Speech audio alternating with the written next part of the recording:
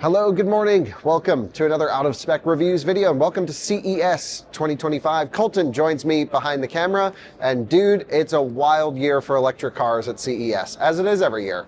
First time here, and yeah, the stuff we've been seeing is awesome. So every year we kick off our year the first week of January, coming to CES here in Las Vegas and seeing what the industry has been working on and what they plan to be working on. It's a great way to get sort of a finger on the pulse of what's happening in EVs, in ADAS, in charging, and it's not supposed to be like totally representative of everything that's going to come, because as we see every year, companies come, companies fail. Some companies will stick around forever. But what we're going to do in this video is take you on a tour of everything EV related at the show. It's going to be a little bit convoluted, of course. We'll have little snippets here and there, and then we're going to walk around the West Hall, which is the main automotive hall. And we're just going to talk. We're going to chat. We do this every year. We love it. Super relaxing, super fun. Get some popcorn, watch the video. We're taking you on a tour of CES 2025 from the electric car perspective.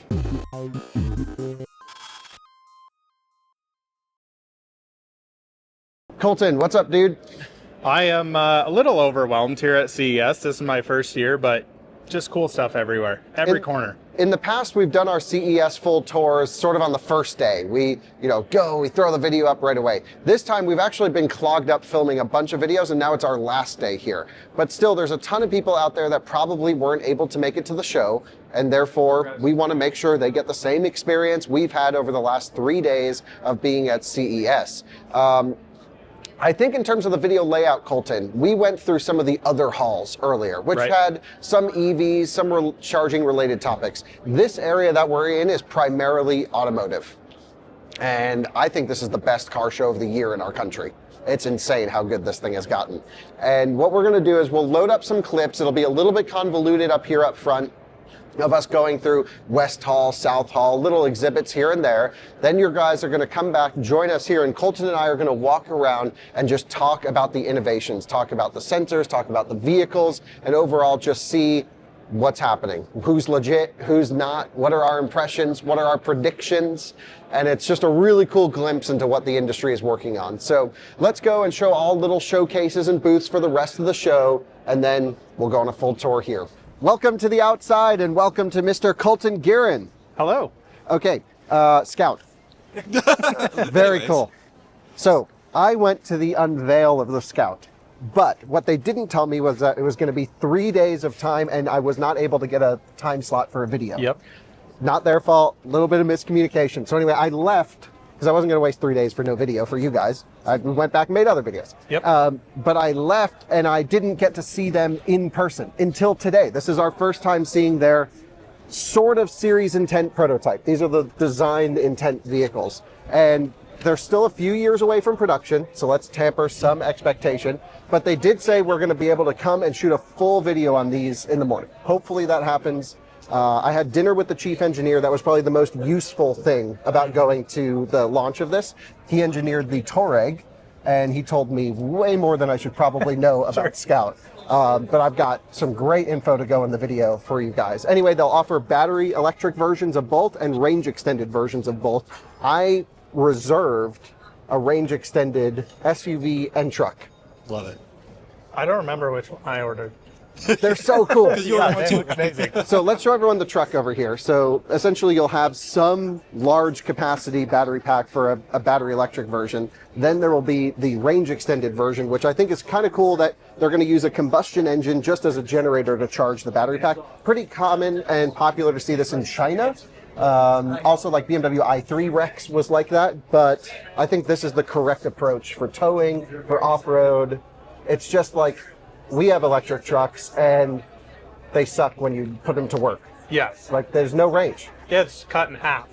Even, yeah, sometimes worse. And then if you're on a trip, you've got to charge deeper, which takes longer. And the problem is compounding. Then you run into thermal issues, Rivian. And so just having a combustion engine for the small use case when you might be using it to tow or go off-road versus the like everyday EV experience, you can get everything here.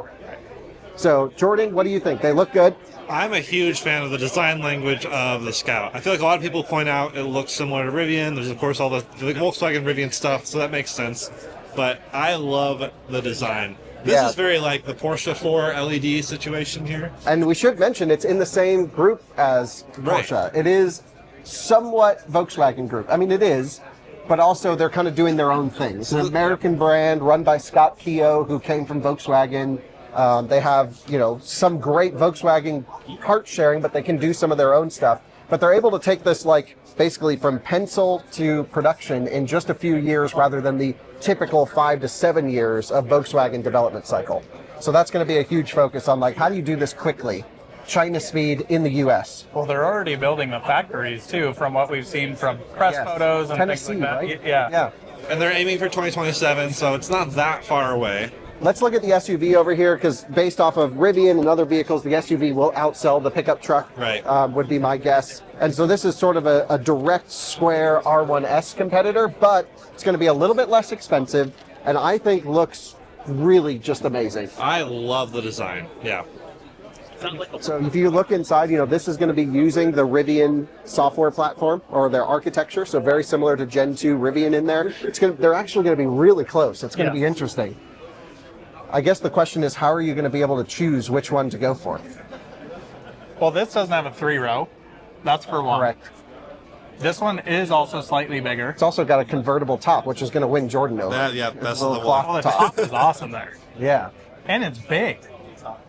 So it's going to have snappy software. It's going to be like really cool in many ways. So anyway, that is Scout. I'm super excited. I'm glad they're here at CES because I think we do need more technically implemented off-roaders. I think this is sort of, you've got the legacy American brands that are clearly just sucking at building electric cars. You've got Stellantis, sorry. You've got the Chinese that are just wiping the floor, and then you have this like Rivian, Lucid, Tesla, now maybe Scout, which is like connected to Volkswagen Group, which is exciting. So I'm excited about this. Totally agree. All right, let's keep running around out here. So Valeo always brings some cool cars every year, and e-bikes and other stuff. They actually have a Mercedes EQS here with the Drive Pilot Level 3 system, which has like an insane amount of restrictions to go into Level 3, but it means you don't have to look at the road. Wow. So it goes up to, I think, around 100 kilometers per hour now on the newer software in Germany. It also has a couple roads in the US that are approved, but it's not on sale yet. It's just their testing fleet. Maybe it's on sale in Europe, but Valeo does the LiDARs for this. It's still ugly, but the LiDAR somehow helps with the big grill breaking that up just a little bit. Yeah, and this is the pre-refresh, right? Didn't the refresh change the grill up a little bit anyway? I don't remember. Yeah. I believe so, yeah. And then Colton, have you ever seen one of these? No. It's a ID4. Actually, it's an ID5. Oh, interesting. Yeah. ID4 Coupe. Yeah, that's right. So, Jordan, you and I have driven this for many miles. All around Germany. It's got a weird head-up display looking thing in there. You see that? Yeah. So Valeo's showcasing something going on in there. Oh my gosh, the wind is knocking everything over right now. I don't know if the mics are picking it up, but it's just crashing. Yeah, wind warning today. Okay, so I definitely am noticing that. Great news, Jordan. What's that? Continental brought a Renault Megane E-Tech. Amazing. Built on the E-CMF chassis, same as Aria and Future Leaf. Future Leaf will be interesting. Can't wait for Future Leaf. Imagine it comes out with Chatamo. Oh, we should do a Future Leaf versus Future Bolt race to Vegas. Here is the Aptera area, and a lot of excitement because mostly the people that are here are investors. So everyone with the blue shirt is like an investor or an ambassador. Sorry, excuse me. So there's a lot of excitement around Aptera, including from us. I like it. Super efficient. Yeah. Solar. It all sounds great on paper. The problem is it is still just on paper. Yep. So we've been waiting. I feel like they're running out of goodwill points. And it's time to see this thing move. Yep. And they said we could ride in it, Jordan. Yeah. And maybe we'll do a video. But I kind of have been saying we won't film it until we can drive it. Yeah, there's so much hype, so it's like a video would objectively do well, but it's like I don't want to. I don't know. I don't want to film something that's never going to happen. Everyone's afraid of the Elio thing, which is a 3-wheel car that didn't happen. So let's show over here what it kind of looks like. So this is their series intent prototype. Well, it's interesting. I posted a tweet, and a few people were like, "Oh, aren't they already in production?" So it's like, no, not yet. I don't even think they've like finally picked all their stuff. They also are like claiming these efficiency figures, but they haven't said in which drive cycle yet. Yeah. So I think the best way to approach this is extremely cautiously optimistic. Yes. Maybe more caution than optimism. And I hate to be such a downer, but I want to be a little bit realistic about this one. But it looks so cool, doesn't it? Yeah. I mean, this would make the best daily driver if I'm it a could fan. come. I really want to just drive it and live with one, so I hope that works. I just want to know what it is. I want to know what the actual efficiency is in, you know, our highway range test. I don't think it's going to be as good as what they think. We'll see. Yeah. And certainly more questions than answers at this point. Yep. And we've even got an Aptera sticker. Yeah, Thank nice. you. Okay, so there you go, guys. Aptera sticker. This is not saving the planet, by the way, but it is cool. It is cool. Thanks for the sticker. Yeah. Lightship. Go Lightship. So Lightship right next to Aptera. How crazy is it that Lightship has actually made it to production before Aptera? That is wild. Yeah, we just saw Chris, the CEO of Aptera, and I was like, dude, let us drive it. He said, nope, because the brakes aren't working. There's no powered brakes, and apparently no ABS at launch on Aptera either. So That doesn't maybe seem very some safe point. for going 100 miles an hour. I don't think they do that. 101 top speed. Yeah. Oh, now I'm more interested. Anyway, Kyle needs the all-wheel drive one.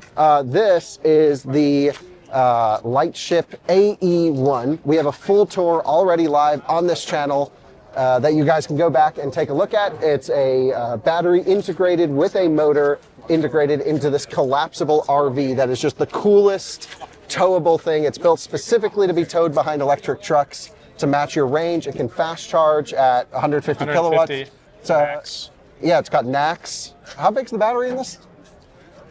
It was like 100 kilowatt hours? I think so. 50 kilowatt hours? I'm making up It numbers. was pretty big. It was pretty big. That's what I remember. So It's in the video. So go back and watch, and you'll see a full tour of this right here, which is the AE1. This is the Cosmos edition. It's sort of their top of the line initial launch product. Limited edition for early buyers to the company. And it's $250,000. Yep. gorgeous though. It's like a Amazing. little I house want on one wheels. so bad. Yeah. Foxtron, baby. This thing looks sick. I don't know anything about it. The livery is so cool. It's like a little hot hatch. It's called the Model B, right? I think so. Yes, Model B. And it says, what does it say here? Performance in a really weird font. Yeah, I almost couldn't read it from the angle. But it looks super cool. It's got like this driver display. They've got it charged up to 88%. Really nice materials inside. Like that interior design, dude, is super nice. Yeah, I love this a lot. Very Tesla-ish screen with the driver display that Tesla owners sometimes wish. Some of them want it. And this is like Model S stitch pattern and material right there. Yeah. Doesn't that remind you of, I mean, it's just so cool. I can't wait. Maybe by the time this, no, I'll be in China shortly after we shoot this video, basically. Yeah. We're going to test a bunch of these crazy things. There's like hundreds of car brands that we've never heard of. Right, including this one. Red seatbelts though, so performance. Sporty. Race car. Race car. And this little thing's awesome. Whatever it is. Please do not touch or sit on the motorcycle. So it's an electric motorcycle. That looks very combustion old school. Love it. It's like a bobber. Yeah. So anyway, if you want to know more about this, I think Lacey Misco Electric Yeah. is doing a thing with this. Super cool. Yep. Okay, so I don't know why, but there's a BMW i5 eDrive 40, which I'm pretty sure is the same car we used for the hogback and everything. Right. Because that's from their press fleet. There's a Toyota Prius. Is it a plug-in? Hopefully. Hopefully. Then there's an Ioniq 5N and, of course, the Kia EV9. No idea why they're there. Zero clue. Just to be an EV, I guess. So BMW is typically over this way. We're going to go check out what the heck they have going on. I believe it's the display of the new driver assistance for the Neue Klasse, which I sat in a presentation for months ago and got to play around with it with virtual stuff. Genuinely can't remember any of it. They're like, here, go there and film this video, and then you can talk about it in January. And I'm like, gosh, I can't even remember what I did yesterday, which is why I didn't do a video. Right. I should have filmed it then, but there was a bunch of other stuff going on. Anyway, sorry, BMW. Neue Klasse. Dude, this is the year of Neue Klasse. Yep. So Europe's getting it this year, 25. I think we're getting it next year, 26. But they have both the Vision Neue Klasse sedan and the X, so the SUV and sedan. They've already built out or really working on the factory for the X when I was in Spartanburg last. Right. They're building a whole new area. You actually filmed. Yeah, I did a full tour with the X, sat inside it. I mean, And that's it was very... this exact one, right? Yeah, most likely. It was Yeah. very limited software capabilities at the time, but Right, so that's what they're mostly displaying here, not necessarily the cars, but I think this is something that like the EV people aren't talking about enough yet. Yeah. BMW like went super hardcore with EV back in i3 and i8 days, and I'm a huge i3 fan and also just a BMW guy in general. Then now we've got the like sort of combustion mix platform between plug-in hybrid combustion, battery electric mix, and now this is sort of the ground up battery electric platform. That's going to be high voltage, crazy charging, no DC counter. Just solving all of our issues, which we don't have a ton of issues. BMW EVs are pretty great. Yeah, in general, I mean, I have thermal issues. When you drive them fast, they overheat pretty quick. But other than that, they are pretty good. Like, they're great daily drivers. Yeah. And I would buy an iX in a heartbeat. They're bank vaults. They're really, really awesome. So basically, this next generation is what I'm excited for. It's going back to the basics, going to what BMW should be, more fun to drive, great tech. And I think overall it's going to be an awesome package. So we've done a lot. I just went to a big program with them a few months ago, like I mentioned, saw the all new iDrive stuff that they're debuting here. Pretty freaking sweet. Any comments, Jordan? Should we go in and look at some of that stuff? Yeah, I mean, this stuff looks really good. I'm excited to see this, but yeah, we'll see what the rest of the booth is. BMW always has a huge booth. Yeah, they go big at situation. CES every year. Feel me, Jordan? I feel ya. So this Sony is back with the Afeela. Afeela? Don't know. Yeah. I feel it's actually coming to production, apparently. Good. So let's show the viewers over here. 2026, 2027. Actually, they're like making this a real thing. We've seen this for years. They've been at CES every year. They were unveiled here. We've made fun of them for years because they had Volvo tires on the front last time and Audi tires on the back. You know, the OE specific ones. This year, they haven't really updated much, but it is on its own tire. Nice. So no longer Volvo tires. Let's show everyone around. Jordan, hit me with some specs on this thing because I heard it's going to be mind-blowingly bad. Mediocre at best. Yeah, so 150 kilowatt piece DC charging. First off, the price. Well, it starts at 92 grand. So it's $20,000 more than a Lucid. Yes. Okay, base. Base. And this is what it looks like. Which is like fine. I think it looks okay. Yeah, it's not offensive at all. Yeah, it looks sort of like a Lucid and a Model 3-ish kind of had a baby. Yeah. But then only 150 kilowatt peak charging is super lame. That's What's really up bad. with that? I don't know. It does launch with NACS, but then they're like, yeah, 150 kilowatt charging. And then Okay. 11 kilowatt AC. Okay, most people use that, I guess. Yeah, and then what about the range Up to 300 miles. in the EPA cycle? I didn't specify. So Let's show everyone over here the white one. So they've got two. They have like a cool interior thing, screens everywhere. I mean, Sony, of course, is known for making gaming consoles, electronics, you know, high quality cameras. I think sound system will be great. Cameras will be great. Like, Yeah. cool.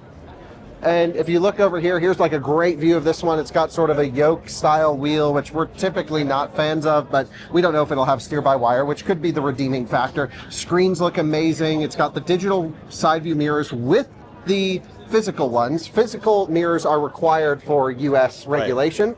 I'm not sure if the charging port is in the right or the left side up front. And if it is, I mean, there's a flap on both sides. Oh, So okay. they could be doing the dual thing like Taycan. I'm not sure. right, could be dual port. Anyway, it's like actually a reality. Yeah, in theory. I'm pretty sure it was like originally to like show that Sony's making OE components, but from my understanding, there's like a little building at Honda's Engineering Center in Ohio that they're actually like working on this thing, and they plug away and they're in their own little corner. Yeah. So I hope to learn more about it. Everything that like on the spec sheet just looks bad though, Yeah, just like mediocre. Like, which not is like terrible, typical just- for Japanese EVs. Yeah.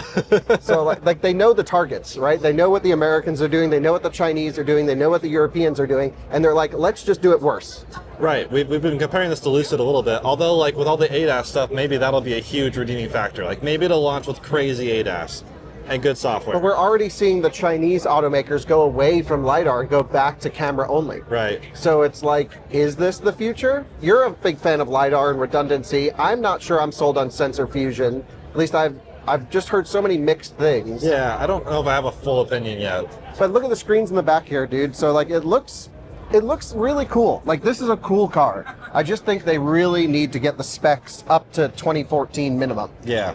Yeah, right. So with that, that's the Sony Afeela. That's pretty much everything. How do you actually say Central. it? Is it I think it's Afeela. Afeela? Not sure. License plate, Afeela. We are making our way over to the Denvix booth. Now, Denvix is actually a company we haven't spoken about on Out of Spec yet, but we're going to start doing so. So Jordan, you and I are both power bank users, tire inflator users. I mean, literally before every single range test, we have to fill up tires, and we have to charge our devices wherever we go.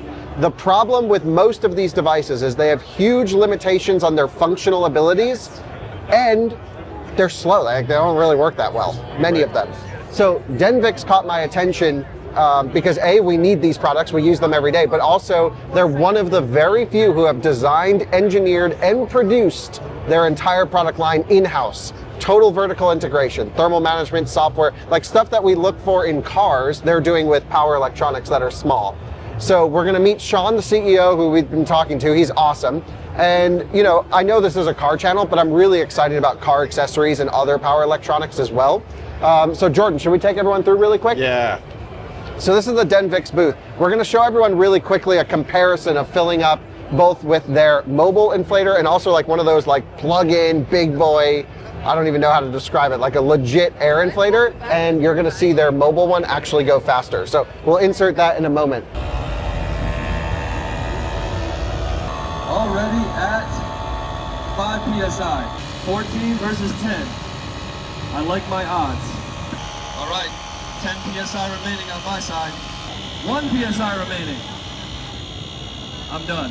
4 minutes and 6 seconds. It took from 0 to 35 PSI for mine. And I would like to acknowledge that this is still happening. But if we come around this way, you'll see there are two main products in this case.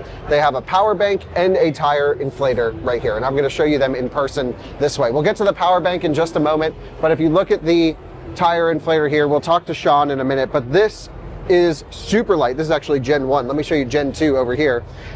Super light, super fast inflating, has a light. We're gonna run through all of the different product descriptions here. Dude, this thing charges at 65 watts. Dang, okay. It can also be used as a power bank. It can also fill your tires faster than like normal ones. And it's all completely possible because of vertical integration and engineering all here for Denvix. Power banks, because we'll get into more of this stuff. Power banks are sick, Jordan. My biggest issue with competitor power banks that I and you use every day is we can never charge the power bank while something is plugged into it. Yeah, they can don't just have do pass through. This, you can charge it, you can wirelessly charge something, you can even do 240 watt output on this thing. Insane. So I can, you know, take my phone and boom, throw it right here on the wireless charger. It actually snaps in if I get it right. Boom. Whoa, so and then it's a it magnet, will. yeah. And now it's not going to like fly around. That's wild. How sick is that? So I'm really excited about this product. We're going to use these to start testing USB port power in cars. And overall, like, I know it's power banks and all this stuff, it's car related, but this is the type of engineering that we expect to see in automotive coming to automotive tangential products. So let's get Sean on the camera as the CEO of Denvix, learn about some of their story, how they engineer stuff, how they really listen to community feedback and engagement. And then of course, we're gonna leave all the links in the description where you can get these at a discounted rate. Guys, I'd love to introduce you to Sean. Sean is sort of the mastermind behind this incredible product. So Sean, welcome to the channel. Yeah, thank you. Welcome. Appreciate you joining. Tell me a little bit about the inflator. We just watched a demonstration of it absolutely smoking this giant unit in something this small. So I'd love to learn a little bit about what goes into this. And then you told me something really cool, which is that everything is designed by you guys. You're not supplying a bunch of little stuff. Sure, just now we demonstrated the Moto X. This is our second generation of tire inflator. Literally the best in the world. And this is our first generation. This is our second generation. So in second generations, we even upgrade the speed of inflating and the speed of charging. And this is not just a car tool. We upgrade into an advanced electronic product. The integral inflating, charging, and lighting. And each function, we don't sacrifice the functionalities. And we pursue the best. It's just like our tire inflators, you can see it's even faster than the bulky one now. No one else can do that before, right? And about that, we have the largest battery capacities. The battery also adapted by Tesla. So with the highest battery energy densities, so We also have the fast charging with a 55 watts fast charging, which is very high for the tire inflator. Not only can recharge, but also can use as a power bank to charge your devices, your phone, your laptop, you name it. The light, this is a normal bright. This is ultra bright white light. Crazy bright. Yeah, it can reach the work light standard. Okay. We even, work with the Audi team, And this is a camping light. This red alarming lights. I love this for emergencies, this red flashing if you're on the side of the road. Very practical. Yeah. So when you use that, I hope you can use that to fix your car. You can light up your camping sites. So far beyond the concept of the car, but also the outdoor activities like camping. So that's what we want to do. That's what we want. Once you have this one, you don't have to take any other product. The thing that I love the most about this is it's quite compact, yes, and we've seen some compact units, but they're always so slow. Yes, they don't last very long. Yeah, it takes 5 years. This is faster than bigger units, can recharge quickly and still inflate quite a few tires because you put a big battery in it. So the last question we have for you is, from a thermal standpoint, how do you dissipate some of this heat? Because it's constantly charging and running, but it ran and filled up a tire without overheating. To be frank, this is a systematic work, not just the motor. First of all, we developed the motor ourselves, and second, we also improved the programming, improved the chip bar designing. Also, we designed a structure which has an invent pattern, and all of them combined together become the powerful one like this. And also, not just that, we have our own factories. We gather the top suppliers, all over the world, and to make it the best. Yeah, so it's all vertically integrated, which is like, it's what we look for when we review cars, is the software connected to the vehicle, is it connected to everything? This is like, you've done every step of the equation, so everything works together perfectly. Yeah, exactly. We want to show the best to the audience, to our customers. Yeah, and we are the companies to focus on the outdoor activities. We don't just focus on certain categories. We apply the first principle. That means we focus on the fundamental technology so that we can combine all the technology together to find some new demands, to create something interesting. That's music to our ears. We love to hear that. Our audience loves first principle thinking. So yeah. If any EV people out there need a tire inflator, clearly the choice is clear. And we also have the power bank. Okay. Show us that. We've shown it, but let's just take a look. Well, a little impromptu visit, if you will. These similar technology to the tire inflator? Well, similar but not the same, right? This is, please let me allow the most advanced high rate output power bank. And we have some top technology even further, The first, we got 3 distinguished features. The first is, this is the only one can charge single port with 140 watts combined with wireless charging. Oh, cool. So you can put your phone on here and still do 140 imagine watts. that you are, out for business travel or something. Both of your laptop and your phone is out of batteries, but you only have one cable. Good point. Good point. The second thing is, we're the only players that can charge up to 250 watts without trigger heat protection. That means we have the exclusive AI temperature control system. Now, when the temperatures go high, it's about to, go overheat, and we will trigger that smart AI systems to lower the output, so you'll derate down a little bit, rather than just cutting off. Rather than rudely cut it off, and then when the temperature going down, the output can go up again. And the third thing is, we the only players can do the pass-through charging. Recharging while charging. Yes, my biggest issue with every power bank is I can never charge while outputting. But you can.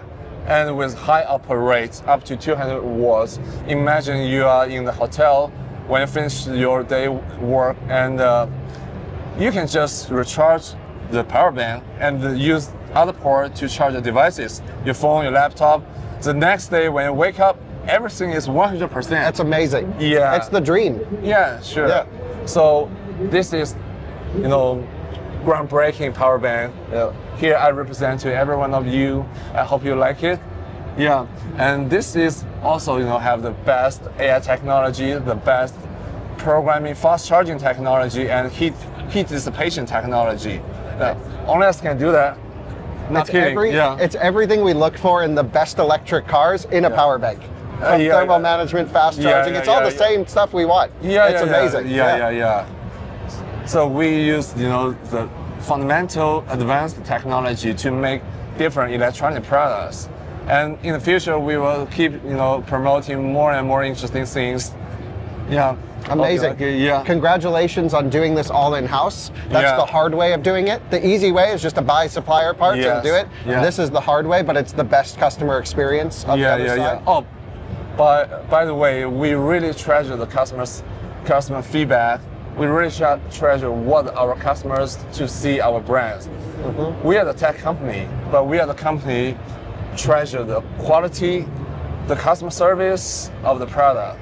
So any feedback, we are so welcome you to tell us, and we will keep trying to make things better and better. Thank you, Sean. I really appreciate it. It was a pleasure meeting you. I appreciate you showing our viewers this stuff and all of the problems. I'm a heavy power bank user that I've had with power banks in the past are solved with this. Everything is solved. It's amazing. And of course, the tire inflator is something I'm going to keep in my car all the time. All the time. So thank you again, Sean. Appreciate it. This video was brought to you by Star Charge. Except it actually wasn't. But maybe again soon. We'll see.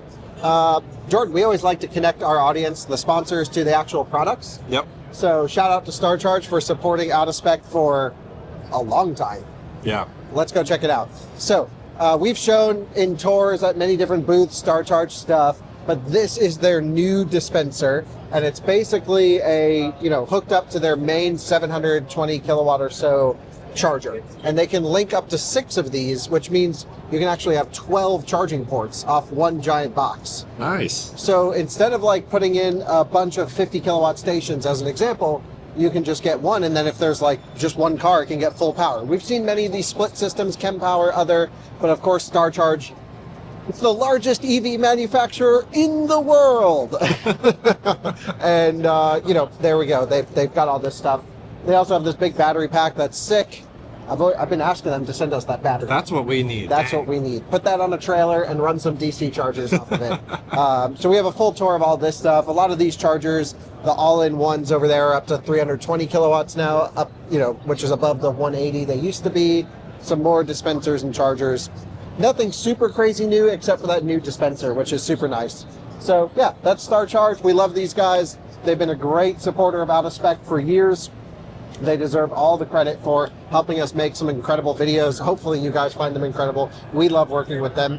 And that is the Star Charge booth here. Jordan, any final thoughts? No, they look good. I like orange. Yeah, I love the branding. It's all good from my side. So there we go, Star Charge. Guys, we're at the ARPA E booth. There's always a bunch of cool innovations that is, sort of a part of this program. But I don't know anything about this, to be honest, but Wright Electric made an electric jet engine, turbofan type thing, up to, it says it right here, so I'm just going to read it off. It's up to 3,350 horsepower if you hook it up to the highest voltage system, which is awesome. For each of those modules, or is that? I think that's for the total. That's engine. crazy. So you can see, they just had it on display, but this is basically it right here. So it looks like there's a bunch of different inverters around the outside. I don't know how any of it works, but it's just definitely something we want to come back to, make a video with at some point. Definitely worth following up on this, because this is awesome. Yeah, this is my wheelhouse. And I want to put this in my smart car. Just mount it to the roof. Thing will freaking fly. Hell yeah. Lincoln Electric. Okay, so these guys are really cool. A bit of a Chempower history. Not in the sense where they've ever worked with Chempower, but Chempower is one of our favorite charging brands, Jordan. Right. And they come from a welding background. Chempi, is that what they're called? Chempi welding, Chempower, just, charging. Lincoln Electric, one of the most popular American welding companies, building some of the most rugged DC chargers, all like super well sourced here from America. I think it was like almost 80% parts content from America, which DC charging is really hard to do. These guys are super cool. They have a building in Fort Collins, and they actually have a public version of their DC charger right over here that Colton's checking out.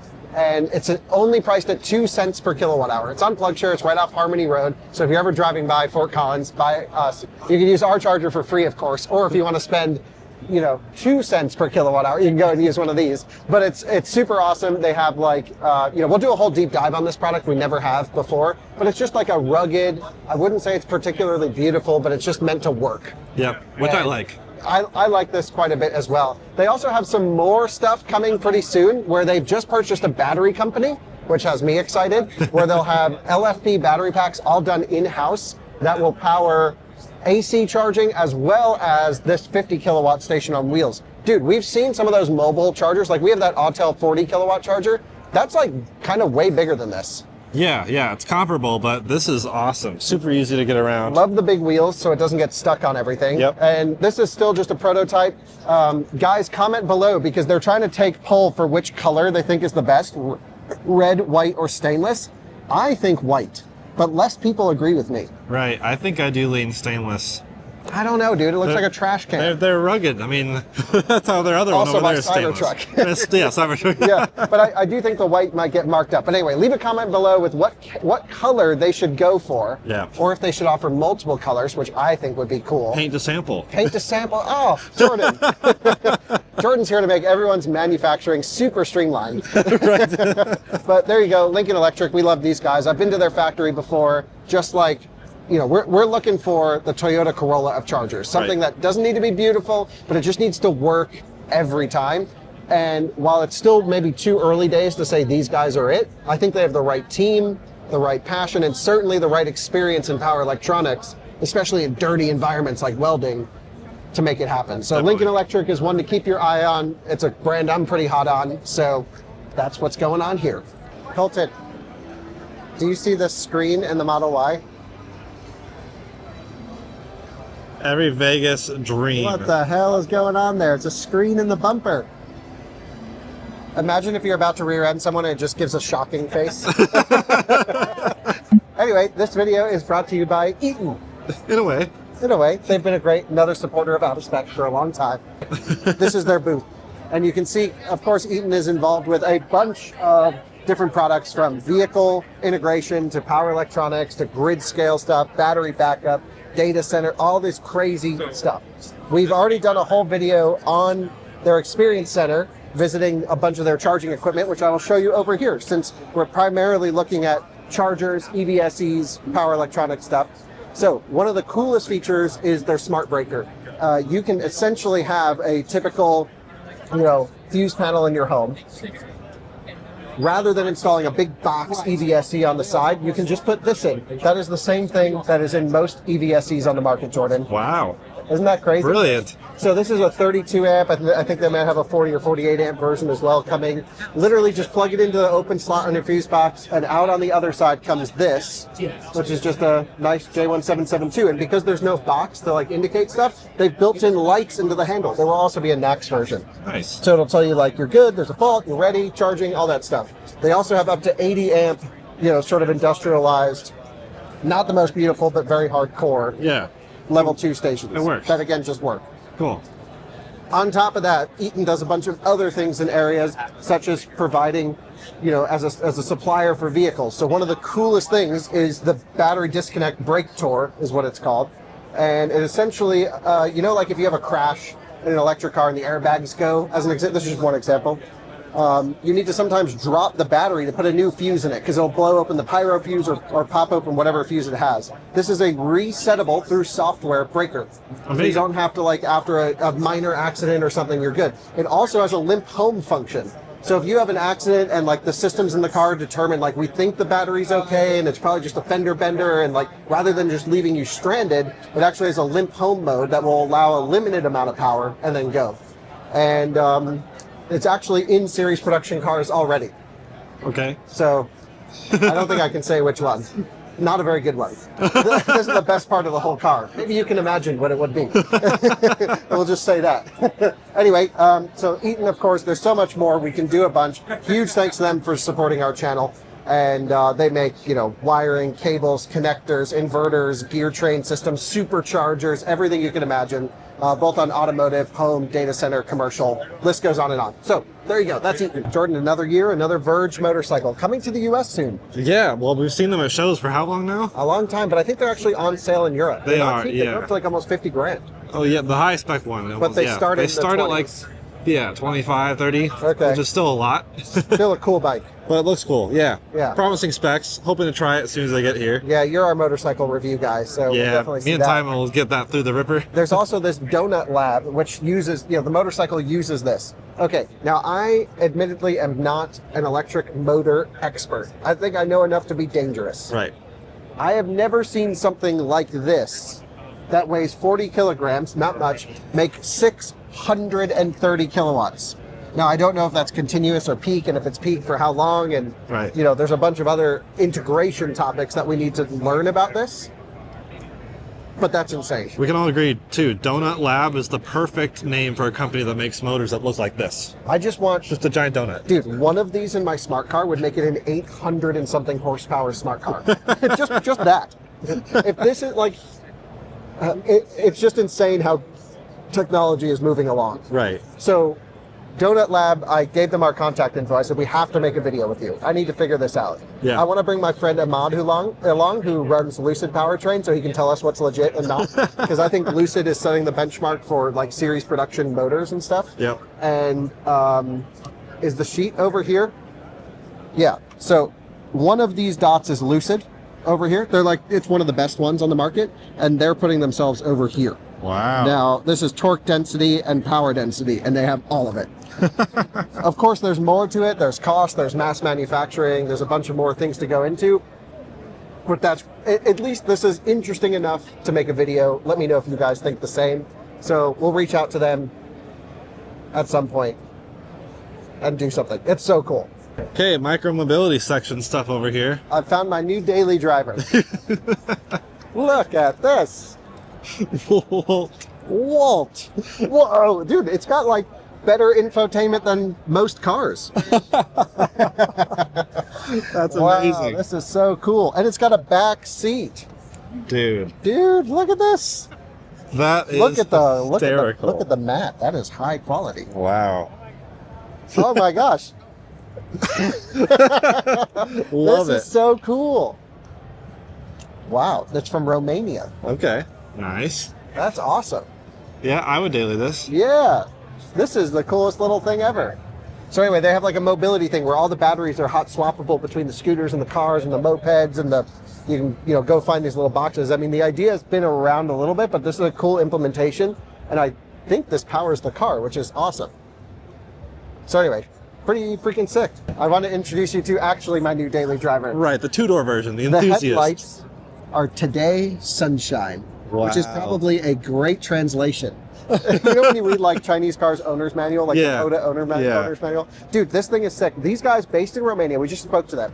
They're awesome. They can drop into a city, put 100 cars, 100 scooters, whatever, a bunch of these battery boxes around in just a few days, and then they're like, you've got micro-mobility in your city. Amazing. Everything is swappable. Cars, scooters, but they basically have these cars built to their specifications, and they're used for rideshare or whatever. I mean, what more do you need? Dude, I gotta get one of these. This The is so car sick. dropped 2 inches when you sat in it. It's amazing, dude. It's like someone described a Mini Cooper infotainment over Yeah. here. Everything feels about as shitty as you would expect, but that's okay. It's just to bomb around the city. It's cheap. I want this to do my grocery shopping. Okay, we gotta Literally- figure out how to get these things into the U.S. What, Yeah, what's here? We've got. Well, you don't need to charge it, Jordan. Do you know why? Right, the batteries just come out. Yeah, so it's got like a little thing. You just swap the batteries, brother. Amazing. 30 seconds. This is rad. It's like a G-Wagon door thing. Except not. But okay, I love it. Yeah, next time we're in Romania, we're going to reach out to these guys. Yep. And they said they have like the largest electric vehicle showroom in the country. Okay, Which perfect. Maybe it's the only one. I don't know. Right. Well, Romania has quite a bit of EV infrastructure and stuff. My friend Andre lives over there. Yeah, I'm intrigued. And does a bunch of EV related topics. But this is sick. This is adorable. Okay, so new goal, daily driver, one of these. Love it. Shout out to these guys. They're awesome. We're going to hopefully make a video with them in Romania sometime. Okay, so we saw Lightship earlier. Okay, this is Lightship XL. This is AC Future. Dude, this is my future. This is the Lightship Pro Max. It's so tall. It will not fit under overpasses. Or underpasses. Overpasses. It looks amazing. It looks like a full-size RV. Dude, look at inside the lighting. Is this electric? It must be, because it says AC Future. AC Future. I don't know anything about it. That is... Oh my God, dude, look how big it is over here. The slide out's insane. Wow. Okay. This is sick. What the hell is this thing, and how have we never heard about it? This is... Is that the charging port up there? It must be. Can we open it? I don't know. Let's see if we can ask someone about it. I'm here with Arthur. Are you the CEO of this? COO. Dude, that's amazing. So we're seeing this for the first time. Yeah. Give us the elevator pitch. What is it? Here we go. Transformer home. We have a series of 3 configurations actually. The simple base configuration, then the middle pusher, and this is the top of the line unit that incorporates a LLM, fast learning entity. It generates electricity, 25 kilowatts of energy. Wow. It captures water. It transforms from a 190 feet entity to a 400 Square feet, yep. Yeah. And it does charge in, charge out. You can charge other cars. You can charge bikes. It all just seems too good to be true. So tell me where we are. Obviously, is this the first time you've presented this product? The first time, yeah. So obviously, it's the design prototype.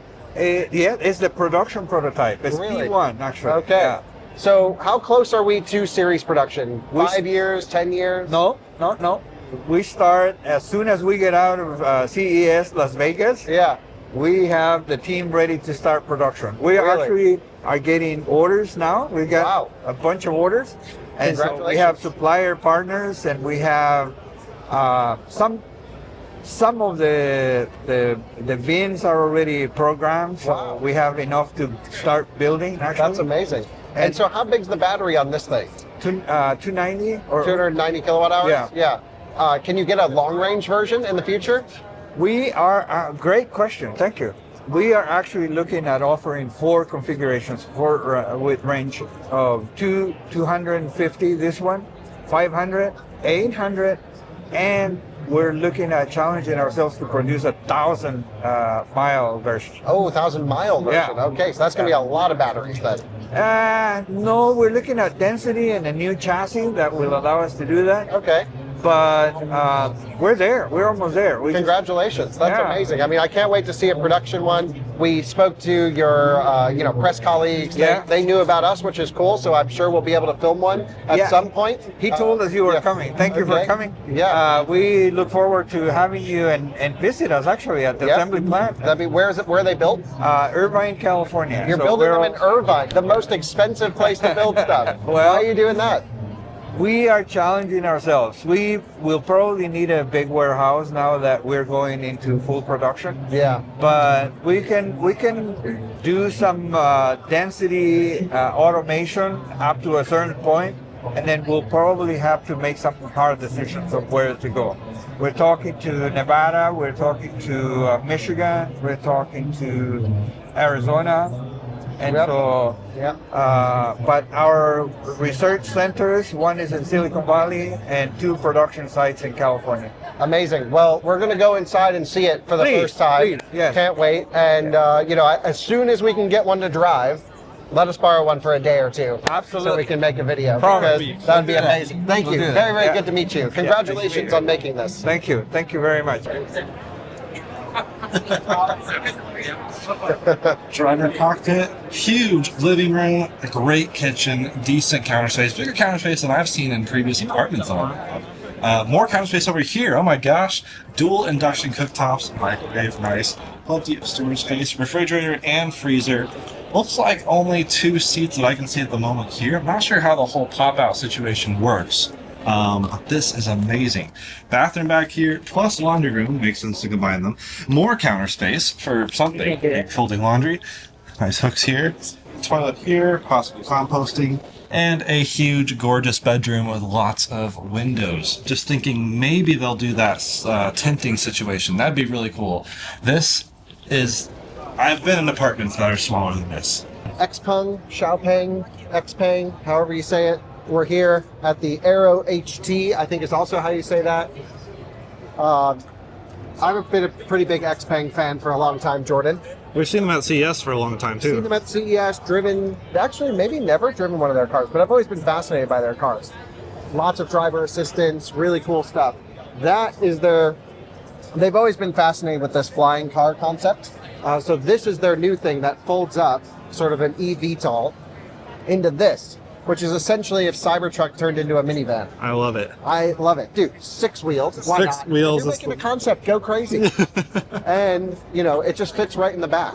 So it really is freaking cool. If this is the future, I'm in. So instead of the flying car, this is flying in a car. Yeah, so it's like you drive your car to a place like, you know, the wilderness, and then you go fly around in this and explore. Crazy. I'm in for that lifestyle. I think that's so cool. Timon's into it too because he is, look at it closing up, dude. And this is just a demonstration of how it looks like. Damn. Wow. I know it's just a concept, but it does make you a bit excited about the future. Yeah. So I'm super into this. Colton, we are now in the main hall. This is where everyone's going to get the kind of walk through, see what's happening. We're starting here because this is an electric charging hub with a racetrack. Looks incredible. Okay, so this is A-Specs, and I think it's mostly meant for bring your electric car, charge it, and then go race karts. This is the idea. I don't think this actually exists or maybe will ever exist, but they have some cool stuff. They make some level 2 chargers. They also make some battery packs with DC chargers in them. Yes. So we'll show everyone this right over here. You know, we run electric cars to dead all the time. Look, they even actually do some high power hubs, so that's sort of like what you'll see at the track experience. And then these little carts, this is what's cool. Yeah. You can wheel these things around, and they're, I think, over 150 kilowatt hours and about 180 kilowatt dispensers, and it's basically this box right here. So they also have those electric racing carts, that's part of that track experience. But these things are super cool, where essentially you have, you know, battery pack, you move them around, and you can DC fast charge cars. This is what we need for range testing, Colton.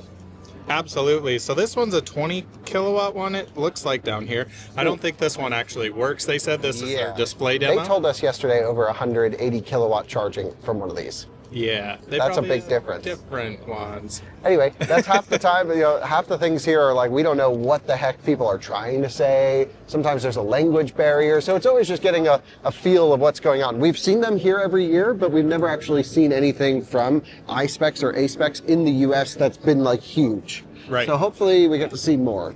A big part of this show is eVTOLs. So sort of like personal aircraft, multi-blade looking things, flying cars, if you will.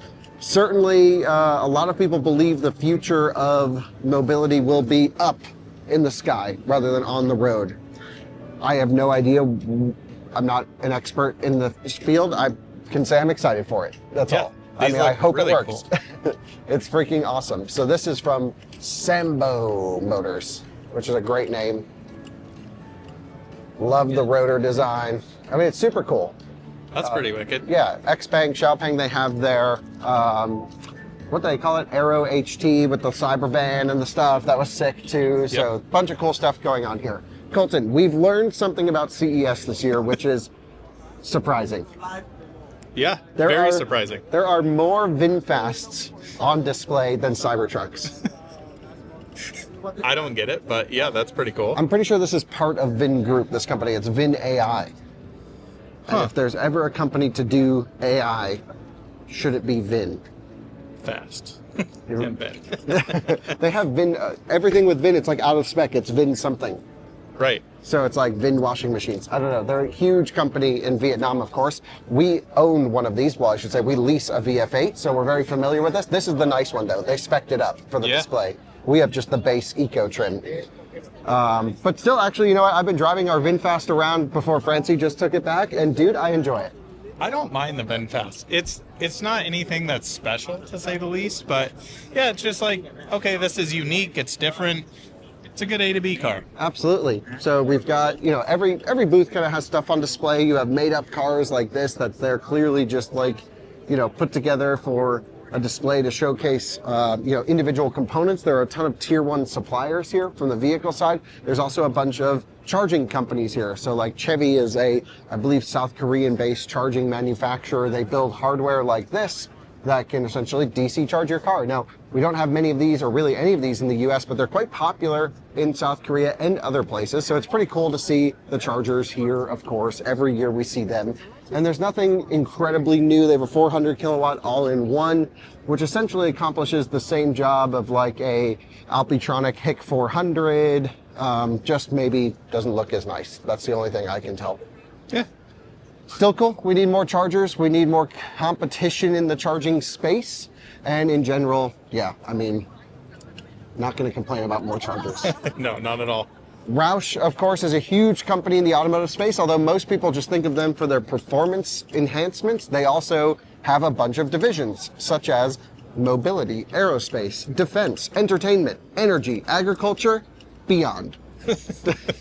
I knew about none of those. It was all Roush Performance. I just think of superchargers and Mustangs with Roush. Yeah, so what I actually think Roush does the best job of in the automotive industry, other than being a contract manufacturer, they're building the Bollinger electric, you know, sort of delivery van things. They also do mileage accumulation and all the prototype testing, especially for high elevation testing in Colorado. So when we see the like prototypes going up and down I-70, there's 2 main companies, but Roush is one of them. Rivian van. EDV.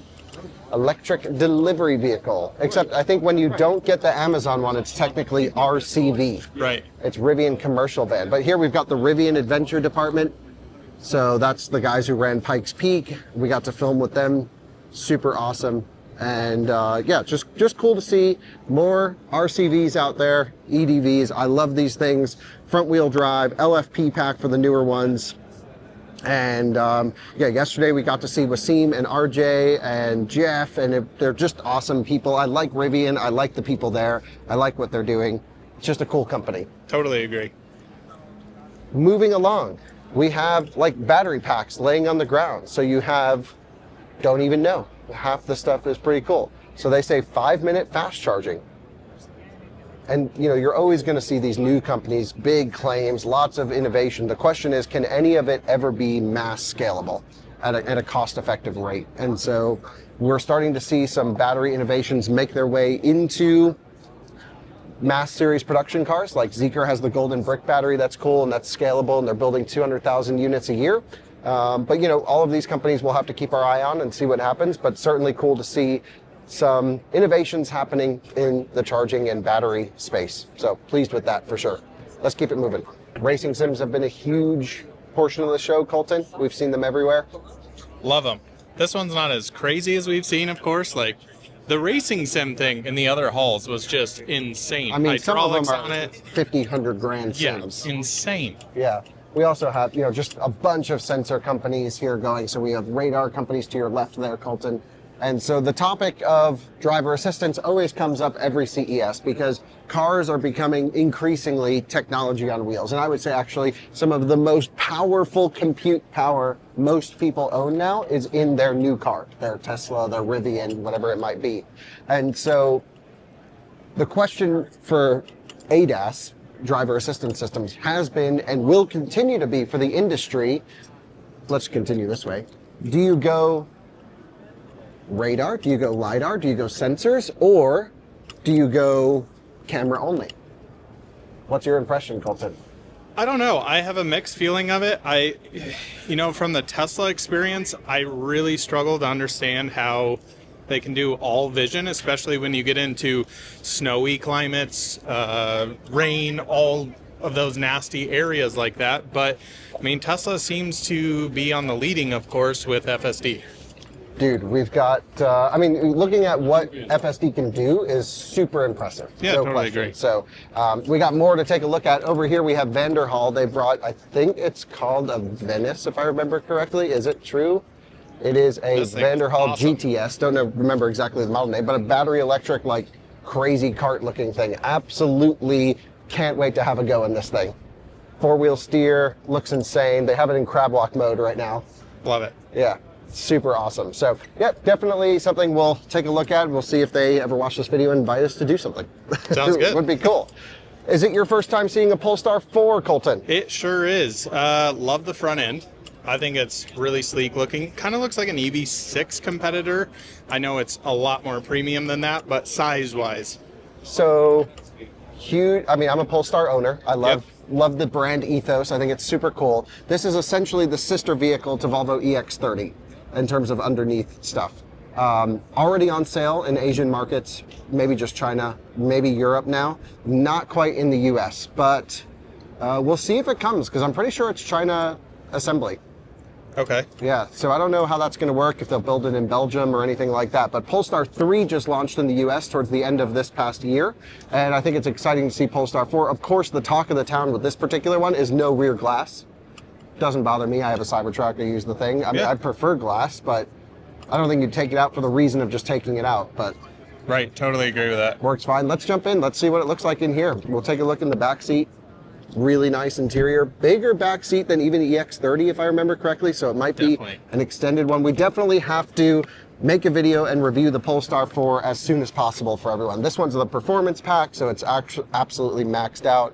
It's on 22-inch wheels, super cool, and I think makes even more power than Polestar 3 if I remember correctly. Yeah, 400 kilowatts. I think Polestar 3 is 360, 380 kilowatts. Something like that, yeah. Yeah, so all of the different platforms in the Geely group make it really confusing for it to follow everything. And I just, the 4 is smaller than the 3. Right. But this is really the Polestar 2 replacement, if you think of it that way. Sure. But cool to see it here. I didn't know this was here until we came by. Yeah, I wonder if this is a US spec car or a European spec. Let's take a look. It is a US spec Polestar 4. Very nice. Holy smokes. And a different charging port than we've seen on any Polestar up to this point. Each car has their own little intricacies and idiosyncrasies. Yep. Let's continue. We have some lighting stuff in a little bit. We're going to be able to show everyone the Rivian Generation 2 headlights from the supplier who makes them. It's the first and only adaptive driving beam function that's available in our market, on sale, in production today. Right.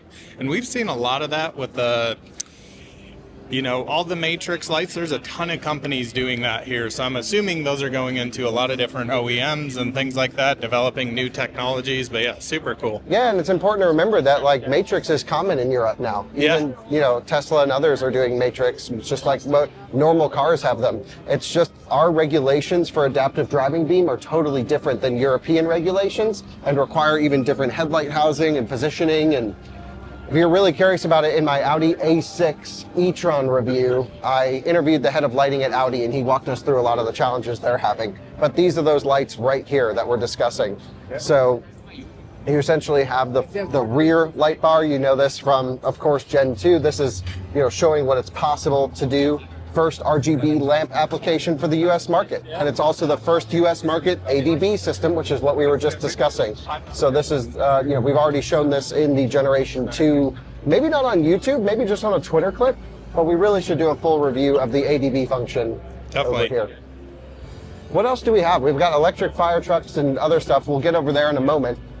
Of course, this company also just produces a bunch of exterior components. There's different groups within here, so pretty normal. It's like a Magna competitor. Right. Bunch of different tier ones.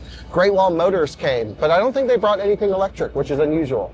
Yep, this is I guess this is a plug-in hybrid. Yeah, I think it's an extended range. It's called a Way, I can't remember the model name, Protein. I call it the Whey Protein. Bunch of Chinese cars around here. Love it. I think it's so cool. I'm going to China this weekend, literally right after we're filming this, I'm going over. And can't wait to experience all the stuff. They also have an 8-cylinder, 8-gear motorcycle. Insane. Yeah. It's pretty cool, actually. So, that's sick. That's a Chinese 8-cylinder motorcycle. Holy smokes. It's like a Honda Gullwing, but with 2 more cylinders. And Look just how like beefy polished. that is. It's really, really interesting. I love it. I think that's, look, I'm all for weird and wacky stuff, Oh, and of that course. definitely qualifies. There was another VinFast over that way, by the way, Colton. Really? But What color was it? Orange, I think. Okay, that was the second one. I was like, are there 3 here? Yeah. Now we're making our way over to Zeekr, which Zeekr is one of the brands that we'll be covering this week when we're in China. So they've brought 3 of their models, the 009, and this is the full max Luxo spec 009, which is sick. They've also brought their Mix, which I'll show you, which is super cool, and their 001 FR, which is this insane hot hatch thing. So cool. Zeekr is the highlight of the show in my book. 100%. Let's really spend a minute here and we'll walk everyone through what's going on. So, the 009 Grand shares the same platform construction with the Volvo EM90.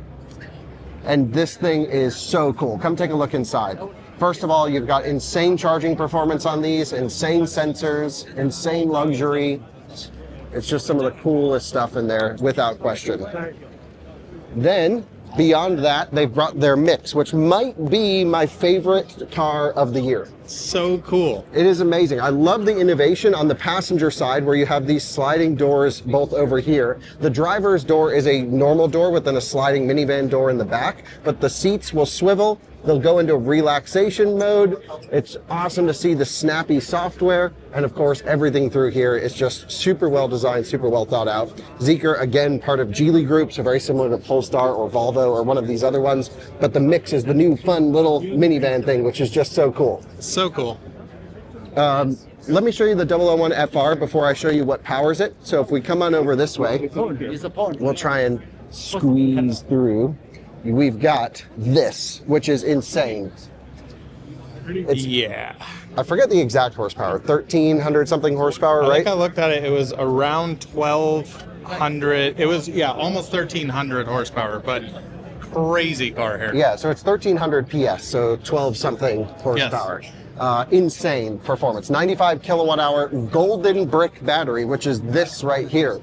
The battery pack uses an LFP cell chemistry with a bottom plate cooling. It's not immersion cooled or anything. It just uses the typical thermal paste between this and the bottom sort of cooling plate. It can charge at 5.5 C, Colton. So Insane. That's around 500 kilowatt charging on the 95 kilowatt hour pack, which is pretty amazing. We're going to do a deep dive on this battery and charging it when we're in China. I think it's in the Zeekr 7X, which is what I'll be charging when I'm over there. I've also asked to drive a 001 FR. They're going to work on that, and I'd like to film the Mix, and I want to drive the 009, and I love all the stuff here. And it's super cool. It's super exciting to see all of this. So just having this LFP sort of prismatic cell that can charge at such a high rate with the durability required to last through thousands of cycles is impressive. I'm a little bit skeptical. Yeah. But we got to see it work. Then you've got the motor right here. So this is the rear motor of the 001 FR. Carbon wrapped motors here, permanent magnet, silicon carbide, oil cooling. It's got all the stuff. This is obviously an exploded view of it. But this thing is 310 kilowatts per motor on the rear, which is just awesome. They also didn't take the, I think, silly approach of putting the same drive unit in front and rear. They put a little bit less powerful, still dual motor system up front over there. Silicon carbide, permanent magnet, all the stuff for the front of it, but it's 150 kilowatt per motor. Yeah, let me double check that really quick. And then I want to get into this, which is just insane. So Zeekr's brought some crazy stuff. It's 155 kilowatt per motor. I was 5 off. Very close. There we go. But still, silicon carbide, oil cooled, reduction gear set in here. No clutch disconnects for the permanent magnet motors because it's a performance oriented application, not range, but still absolutely awesome performance. And cannot wait to drive it. Driving it next week. It's going to be freaking awesome. So cool. Zeekr not only makes Zeekr not only makes batteries and motors and cars, they also provide some charging equipment, which is how you can charge them so quickly. So this is typical GBT that we're used to seeing over there. This is, I imagine, an immersion cooled cable. I don't think this is the final cable that they're doing 700 plus amps through. We're going to find out when we charge the damn thing. But look at this charging pile. Really nice, super cool. Everything looks nice. And dude, they're doing 500 plus kilowatt charging on their cars with their chargers. I'm not saying they're built out everywhere, but the future is here. Like, we still get excited about 300 kilowatt charging. Right. So lame. That's so 2024, Colton. Totally agree. Li Auto Mega and Zeekr have the two fastest charging cars in the Chinese market, the global market. And this battery right here is claiming to be charging rate power. Oh, excuse me, the fastest charging rate power. It's crazy that this is LFP too. Yeah, totally. That's wild. So we're gonna see how the temperature control is, how everything goes. I did a deep dive on this battery with one of the engineers in a video that we'll go into when we do the charging test. We already shot that. So learned a lot about that, which is cool. They also have this automatic charging dispenser that goes into the 001. And let's just peek our heads inside if you don't mind, Colton, because I actually haven't seen the inside of this car yet. It's pretty neat. Lots of micro suede. Yeah. The entire everything. Take a look up front if you don't mind. Maybe we can just see in there. There you go. Power door pops open. Very cool. Yep, you got the driver monitoring system in there as well. Jump on in there. Or do you want to save your first okay? impression? I don't mean to jump in front of you. Is it okay if I have a seat inside? You're more than welcome to, yeah. Please, go ahead. And you can see some of the switch gear and everything. Yeah, looks nice. Wow. Cool. Can't wait to have a go in that. Looks freaking crazy. 001 FR, baby. So Zeekr went full send for this show. And to think that, like, this is a nice, but, like, pretty normal Chinese car company. Yeah. Is insane. They've been the talk of the town here. Everybody's like, did you guys see Zeekr? Have you been to the Zeekr booth yet? Pretty cool. That is just mind-blowing what we're seeing from those guys. Yeah. I mean, anyway, we'll do many more videos on them. Now we have the McNeilius. McNeilius? This is the McNeilius Volterra ZFL, Colton. What a name. Quite the name. So Republic Services is an awesome trash company. I know that because they're my trash company. So you like and them? many people love them. They provide a great service, and they use an electric recycling truck in my neighborhood. So cool. And they let me, I haven't done it yet, but they've offered to let me come and drive these and film them. So they're awesome. Love those guys. If you have the chance to use Republic, use Republic. They're awesome. And here you have a basically Oshkosh designed, engineered, and produced garbage refuse truck for them. Yeah, super cool. They also have some other cool stuff here at the Oshkosh booth. Oshkosh, of course, is like one of the #1 government contracting vehicles for, like, I don't even know, a lot of shit, basically. Yeah. Technical term. Technical term. Look at the size of this electric motor. And they have like sort of a CVT transmission in it, which is wild. There's a bunch of crazy stuff when it gets to heavy duty applications. But this fire truck over here, Colton, it's an electric fire truck with sort of a diesel engine to keep you running while you're out there. They're not saying it's a range extended EV. I'm kind of saying it's a range extended EV because you can just kick on the diesel engine, charge the high voltage battery, and stay out on the job all day. Right. The city of San Diego Fire Department bought one, installed a charger, built a whole fire station around one of these things, which is pretty cool. It's awesome. And they invited us to come and check it out. That will be amazing. So it's a Pierce fire truck. It's got basically everything converted to run off of electric. They're calling it an electric fire truck. It only has a 200 and something kilowatt hour pack. 246. Yeah, it's like a Silverado. Yeah. Not big enough. But that's when you have the diesel engine, you can actually extend your time out there. So I'm sure most of their calls, most of their work can be done completely electric, but if they're on an 8-hour massive call, they never have to go back and charge it up. They just kick on the combustion engine and the diesel will charge up the battery. And that's where the battery pack sits, actually right there. Yep, battery pack sits here. The CCS chargers right down here. Look at that. Boom. That's so cool. Yep. So yeah, definitely worth a video to do on one of these one day, but I think it's super sick. And yeah, just want to go join them for a day. Yeah, absolutely. So, hydrogen storage tanks. I've never seen them in this quite sort of long tube application, rather than the big carbon wrap tanks. That's pretty cool. This is sort of their hydrogen system. And then there's also the Oshkosh produced mail van that will be coming out pretty soon. Now, we've heard all the comments about the design, but beyond that, I actually think it's a pretty useful design. In terms of you can stand up in there. Maybe Rivian van looks a little bit better, but either way, you can option this in electric or combustion, 2-wheel drive or 4-wheel drive in both versions. Cool. Yeah. And we could hear 0 specs. We asked, and they were like, nope. Yeah, can't talk about battery size, motors, all that stuff. They don't want to talk about it. We got to go charge Tesla. Yep. Let's move on. Colton, I found my new dream car. Ooh, I haven't even seen this yet. It's the Baojun E300 Plus. Okay. I'm seeing it now for the first time, and I am in love. the power to leave competition behind. Let's see about this. Permanent magnet motor. Okay, cool. It's $11,000 equivalent. It's from SAIC. Dude, I wonder if I can borrow one of these when I'm in China, or rent one, or play around with it. It looks so cool. Super premium inside too. It's like a bigger, nicer Ami. Wow. And it's on Michigan manufacturer plates. We got to figure out a way to get M plates so we can bring in all this weird stuff. This is so cool. It's the Kiwi EV. Look at that. That's awesome. Love it. 4-seater too. So cool. Definitely got to play around with this. Hey, good. How are you? You're Kyle, right? Yeah, I am. Dan. Hey, nice to meet you. Nice to meet Can you. you tell us about the Baojun, whatever? I will tell you everything. There's some other Yeah. cool stuff I want to Yeah. show you. Can I put a mic on you? Show us around. Sure. Yeah. Here, we'll just slide that right Excellent. there-ish.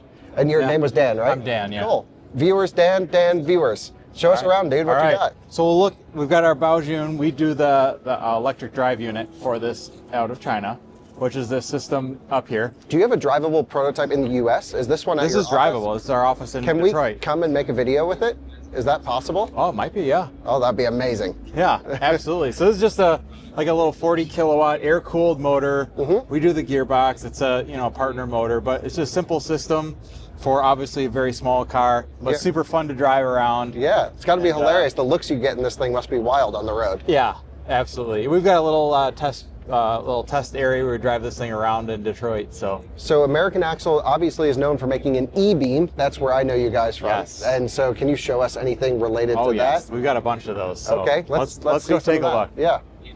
So it's right over here. Cool. So this pickup truck we purchased as a regular internal combustion pickup truck. Yep. We took all the powertrain out Yep. and we installed an American Axle electric powertrain. So this is a pure electric, battery electric pickup truck. So we've got 3 different variants of this over in Detroit. So if you guys do really? want to see this, Yeah, we do. we've got 3 different classes of trucks, full electric, over there in Detroit. So Magna was our sponsor for a long time, so they had a competitor one that do, they built yep. a truck, and we made a video with that, and it did pretty well. So maybe we Yep. should come and drive yours. Yeah. We can compare your prototype trucks. Absolutely. That would be fun. So you've got this right here, which is Yeah. a solid axle with a motor and a reduction gear, but what about the inverter? So this one is a 2-in-1. So this one has just like a separate inverter. This is a system here. This particular unit is one we make out of China. Okay. So we supply into the local Chinese market where the OEMs have their own inverter. Right. They can bolt it up. But then the Multiple cable different- to handle the stresses of moving so much? Right. Yeah. So a lot of that has been sorted out over the last few years. Oh, Still cool. an area of focus, right, Yeah. for development. But And we're starting to see solid beam electric motor vehicles coming, Scout being one of them. Correct. Where they're going to have a 3-in-1, all-in-one axle. Yep. And that's, that inverter's got to take a pounding. It does. For their, does. durability case. Yep. A lot of shock impacts Yeah, to deal totally. with on that. So you make a wide range of these, different specs, different configurations, I imagine. So this one is kind of more for the light duty. This is 150 kilowatts, 3.5 That's small for ton. 150 kilowatts. Yeah. Permanent magnet in this case. Yep. This one's permanent magnet, hairpin windings in the motor. Yeah. But this one here is done all of China, the 2-in-1, as we said. Mm-hmm. And then we've got some other applications that get a lot more complicated. This is kind of the basic unit, and then we get a lot more advanced as we go up here. So. Okay, cool. Pretty cool. All right. So What if we else go have you over to brought? this one, Yeah. this is the 3-in-1 system over here. Dude, that thing this is for juicy. This is for like the heavy duty market, your 2,500, 3,500 trucks. Yep.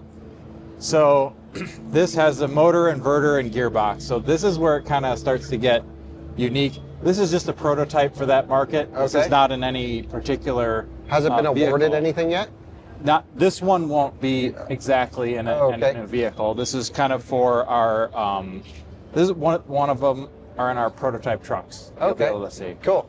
But this one's unique because we have our integrated inverter. Yep. And we probably have one of the only ones you'll see out there where we cool the inverter with oil.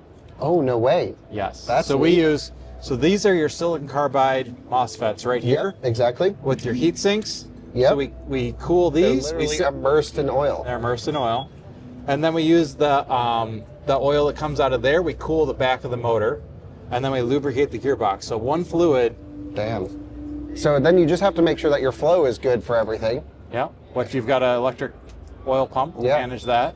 So then for, sort of like constant load situations, you probably have much less D-rate with a situation like this. If you can, the better you can cool these electric machines, the better off you'll be. I mean, that's really the focus for this type of market, is you've really got to have good cooling. Yeah. And that's really going to give you your continuous power. Got to pass Davis Dam on the hottest day. This thing's got to sit wide open for a while. Exactly. Okay, that's cool. What else? What else do we know about American Axle? All right, let's go look at our other integrated unit over here. I want to drive this truck. This is sick. It's pretty fast. Yeah, okay, sounds good. I mean, 580 kilowatts has got to be faster than whatever the 5.3 that came in there, or 6.2. Yep. So this is kind of, we call this our Gen 5 electric drive unit. Similar concept to what you just saw over there on the beam axle. This goes 24,000 RPM. Okay, so you can spin it, yeah. Right. It's an induction motor, same integrated power stage here for the silicon carbide.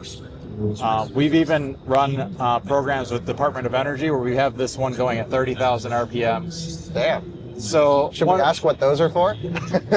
It's one of their incentives to work with suppliers. So cool. They have funding for that. Yeah. Now, one of the major challenges with going fast is the gearbox. Absolutely. So a lot of electric motors can spin very fast, but it's always hard to get the reduction down to the wheel speed, because that really doesn't change. Right. And then the other major challenge with a lot of the gearboxes, you have just your rotor shaft gear and then your first reduction gear. So with the gears, when you have high torque, they've got separating forces. So what ends up being a challenge is the first bearing here. So you have to have a radial load and a speed. So then your bearing selection, either you got to get very premium in your bearings, or that's expensive. No one wants that.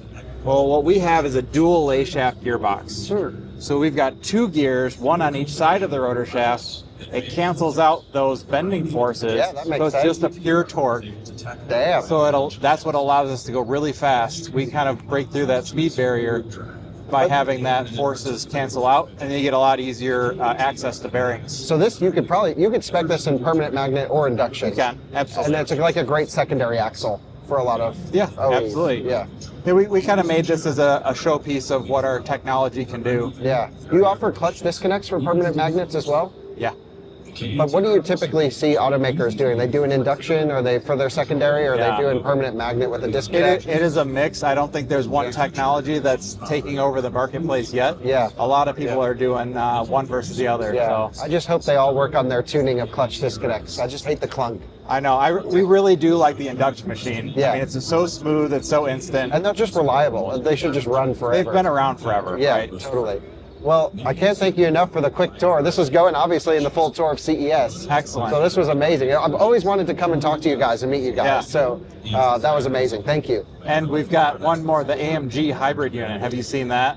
Yes, I know a bit about it from working with Mercedes, but I'd like for you to share with our viewers, because I think it's super cool. So obviously, American Axle manufactures this rear axle drive unit here. Yes.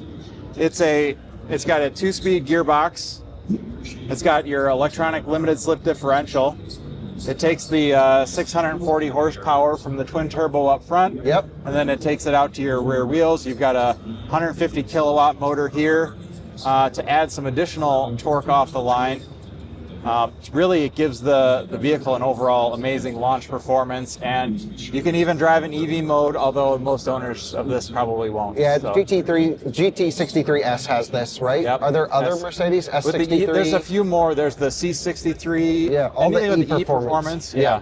And so I just drove the C63 E-Performance, but I tried to drive it in like electric mode for it, but just to see what it was like, but it doesn't have a big enough battery. It's really meant to be an added performance enhancement to a combustion car. Exactly. It's a 6.1 kilowatt hour battery pack, not enough to go very far. But this is really cool. Yeah. So this having a really well-tuned, well-controlled electric motor on the rear axle is cool, first of all. Yep. And secondly, having the limited slip diff and the tuning between everything. Obviously, Mercedes specs the tuning. Yep.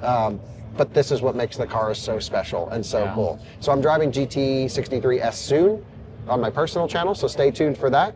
And now I know who does the rear axle, so that's pretty sick. Awesome. Colton, that was an epic we never know who we're going to throw the mic to, but that was great. That was super cool. Shout out to American Axle for like having the coolest people on the stand. Yep, awesome. Love it. They invited us to Detroit to do some more stuff, so hopefully we'll go over and drive some of their prototypes. Ultimately, the cool thing from my side about relationships with suppliers like this is we can learn. I like to learn about electric motors, innovations, and we can learn through companies that want to share their general competencies. Automakers are always like, oh, this is our baby, we don't want you to film it or see it. So it's a totally cool experience for our viewers and us to get to learn.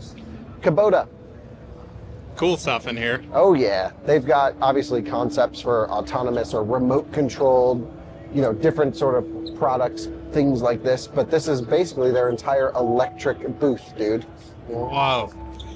I don't think I've actually been through here. I walked by it, but holy smokes. All right, let's go this way then. We did check out their hydrogen generator. Correct. That they were like, the efficiency of this thing sucks. Right. You've got a hydrogen to electric to whatever. And we got our buddy Josh over here. Should we say hey? Sure. Okay. Yeah, hey. Hey, dude. Pound it. What do you think of the show so far? Love it. Love Hell it. yeah. I'm getting a taste of my past because I was just talking to these guys. I actually used to sell Kubota back in the day. Oh, no way. Yeah, Epic. long before it was autonomous, but yeah, it's great, man. All right, shout out your Excited to Twitter be really here. quick so everyone can follow Josh you. West 24/7 if you're looking for anything electrified. And yeah, enjoying the show, man. And You guys are awesome. He can do a lot of donuts in a plaid. Allegedly. Allegedly. You're on research. Yeah, see ya. So anyway, just cool stuff around. So this is a smart autonomous sprayer for like farms and like wineries. Look at that thing, dude. Holy cow. Walter needs that just to stay cool. Yeah. We gotta have it follow It's a him mobile around. AC unit for him. We also have this little, you know, sort of backhoe situation, the little electric excavator, probably 48 volt would be my guess. We've seen some competitor products in this segment that we filmed last CES, I think. This is the hydrogen engine gen set to basically charge stuff. So you've got your bus bars down there, you've got your, this is where you hook up your stuff. You gotta put in a low pressure hydrogen. It's hydrogen combustion, which is interesting. Wild. So the efficiency, not so great, but still very useful. There's certain job sites, certain requirements where you can't, you need to reduce your carbon footprint, and that's one technology to do it, at least. Not sure it's the correct one, but it's one of them. What else should we see, Colton? Oh man, there's just so much We've stuff. made it 10% through this haul so far. Yep. Sure, we're gonna miss something. DeLorean, what the heck? Okay. So Clarios brought this. Okay, sick. Pretty cool. Yep. That's neat. Just so you know, sort of Back to the Future-ified. I'm not sure if it's a replica or the real one. I can't imagine it's one of the movie cars, but there's definitely people out there that do retrofit things and make them look like the movie car. Absolutely. Komatsu up here has some cool stuff, and we had a very cool conversation with them earlier. So Komatsu is, of course, a manufacturer of construction equipment, very similar to Kubota, but they said we can come to their proving grounds and drive over shit. We're like, you want to come and run over an F-150? It's like, hell yes. Fully electric, 400 kilowatt hours in this thing. And they say they can get about 8 hours of run time on this. They have an electric motor that powers the hydraulic pump to run everything. So very similar to other situations that we've seen before. And like, super cool. It's got air conditioning and 8 hours of runtime. That includes like an average duty cycle of some idling, some working time. Should be pretty cool. They've also got this little tiny thing that like would be hilarious to drive around town or whatever. I don't know. You could cause some major havoc with this. You want to show the port on this? This is yeah. awesome. So a lot of people don't realize, but a lot of medium and heavy duty construction equipment utilize type 2 connections here rather than CCS1. For AC charging at least, you get 3-phase, 22 kilowatt charging. These don't have AC onboard chargers. They just DC charge. So not sure what the performance of DC charging is on something like this, but feel like it's worth doing a charge test. So cool. Got to bring some big generators in to power this thing on the job site. And then this is a remote controlled dozer of some kind. I mean, you could really cause some havoc with this thing. It's awesome. It looks awesome. Hell yeah. So everything here is either autonomous, electric, or sort of future focused, which I think is cool.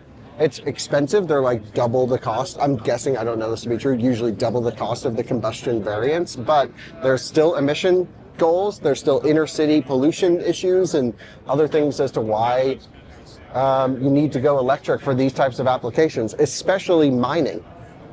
This is a very small, miniaturized example of what this thing can do. It has almost no batteries in it.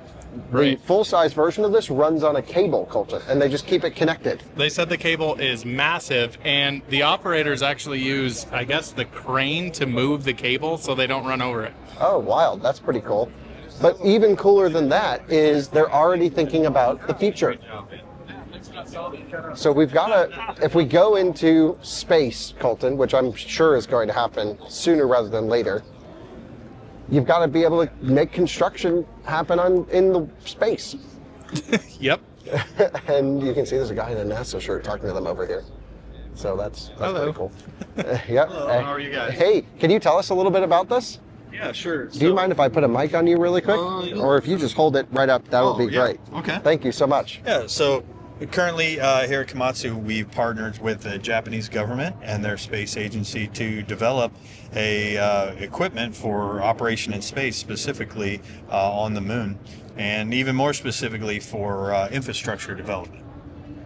That is amazing. That's everything we want right there. So is it, there's certainly enough payload carrying capacity to bring it up there, but are there any plans to get it on the moon? Yes, so currently this is our concept that we're showing. It's a life-size concept. This is designed, or will be designed, to be transported in one single piece, fully assembled, and to be transported to the moon. Future is amazing. Can't wait. Thank you so much for the information. No problem. What was your name? My name is Casey. Casey, thanks for joining. Sorry to just throw a mic on you. Yeah, no problem. Thank you. Thanks so much. Yeah, luckily I got my speech pretty rehearsed. Yeah, you did great. That was Yeah, amazing. Thanks, Casey. We'll see you. Okay. Freaking epic, Colton, isn't it? Love it. They also have their F1 team over here, their car. They said they took some of their F1 drivers to their proving grounds and said, make a race course, and they were racing all the electric construction equipment around. Yep. If there's a company we should work with, that sounds like these people. Yeah, they just like to have Space fun. stuff, so cool. Suzuki is here. They have a little K-truck, which is, I think, something you need to figure out a way to get. Yeah, always been a K-truck enthusiast. They're just cool. Let's see if we can cross through the crowd of people. They also have this electric platform to the right, Colton. Yep.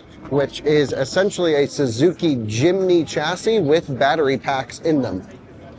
So it's this right over here. It's called the Applied EV, and you can really put whatever you want on top of it. So it's just, again, a autonomous skateboard using their existing products to build a, whatever the heck you want out of it. And it's all modular.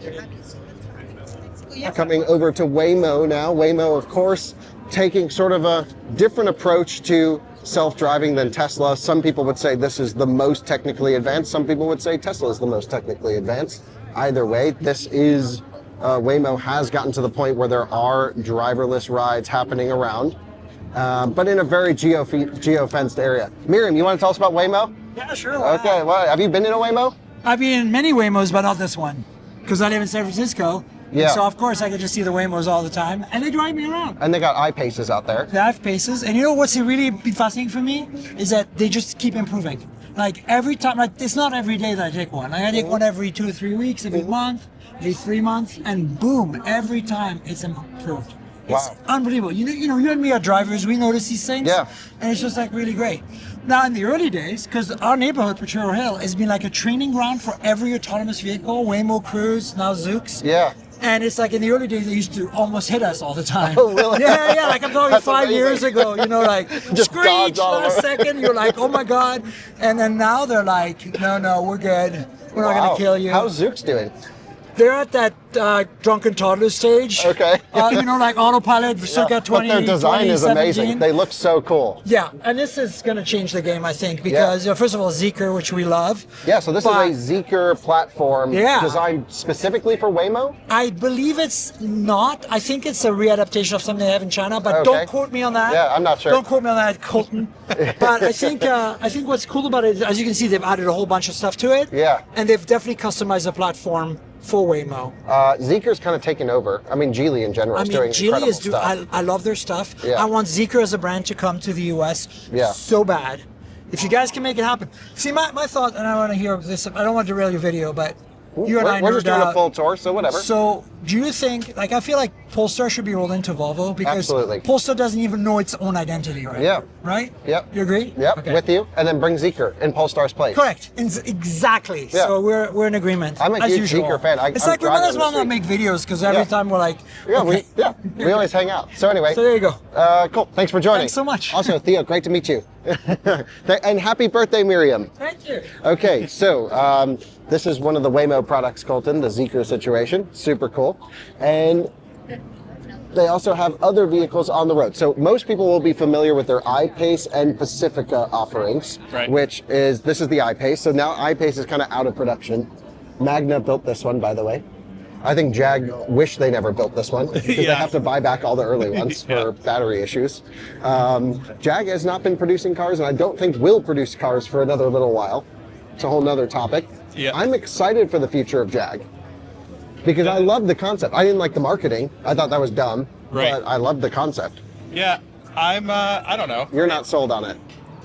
They went a very interesting approach. That's all I'll say about it. So Waymo is going now with the Ioniq 5 as their next platform. And I believe this is the US built NACS cars that they're using. Okay. And it's locked, so we're not able to open it. But I just think it's funny how it has side view mirrors. Yeah, right. This looks so much more well implemented though than the I-Pace. I mean, Yes. just even how you have cameras up here hidden in the spoiler area. Yep. This is all very nicely molded. Pretty cool. Yeah, I think they did a really nice job integrating, working with Hyundai. And I think this makes a lot of sense. Yeah, you can see this is the 25 with the updated interior stuff. I think it makes a lot of sense to go with a brand like this and using the eGMP platform because of the fast charging performance. Right. They can drive all day, juice it up real quick, and back on the road. 240 kilowatt charging, actually 270 kilowatt charging in this battery. This is the new 84 kilowatt hour version. Yep. And it's really awesome to see all the sensors, the integration, just leveling up step by step. The Tesla people in the comments right now are going, well, Waymo, stupid, my FSD can do everything. Maybe, I don't know. I don't know what the future holds. Yep. I'm a pretty big FSD fan. Yeah, Admittedly. big FSD guy. You're not. No, very much not. Yeah, but I just think it's fun to play around and look at everything. Dude, this is the spec to get on a Lucid. Yep. I This haven't is seen the this car Pure, yet. which I have never seen before until here. Oh, this is a Pure. Cool. It's got the stealth package on it. Yeah, this looks great. Really good. Okay, see, Lucids are very spec dependent. Totally agree. Like we had old man spec on ours. This is so much nicer. Yeah, completely agree. I just want a Sapphire. Interesting without the sunroof and the big glass. That panel gap. The door's not closed. I'm just joking. Just joking. Lucid PR is texting me right now. Oh, dude, it's the new Mitsubishi Lyric. This is hilarious. Yes. Why is this a thing? Is there any sort of interaction between GM and Mitsubishi on I this don't at all? think so, no. But they even went so far as to badge the charge port. Even the front grille here. So it's the Cadillac Lyric badged as a Mitsubishi Lyric. By the way, I'm now the proud owner of 2 electric Mitsubishi products. Yep. I just bought 2 iMEVs. Oh, I thought you were going to tell me you bought 2 more Lyrics. No. I got 2 iMEVs for $1,500 for the Out of Spec Renew channel. Awesome. This is the only Cybertruck on display at the whole show. Yep. And they have it's a display for their product to look at battery aging. Basically, it's a software, it's a remote services situation to look at the health of the battery pack and to comply with certain regulations that are coming, especially driven from the European market, to display battery health in terms of capacity remaining if you buy a used EV, for example. Yep. And they've installed all this on the Cybertruck. We got their info. We might reach out and do something with them. There's a couple other ways to calculate battery capacity, but I think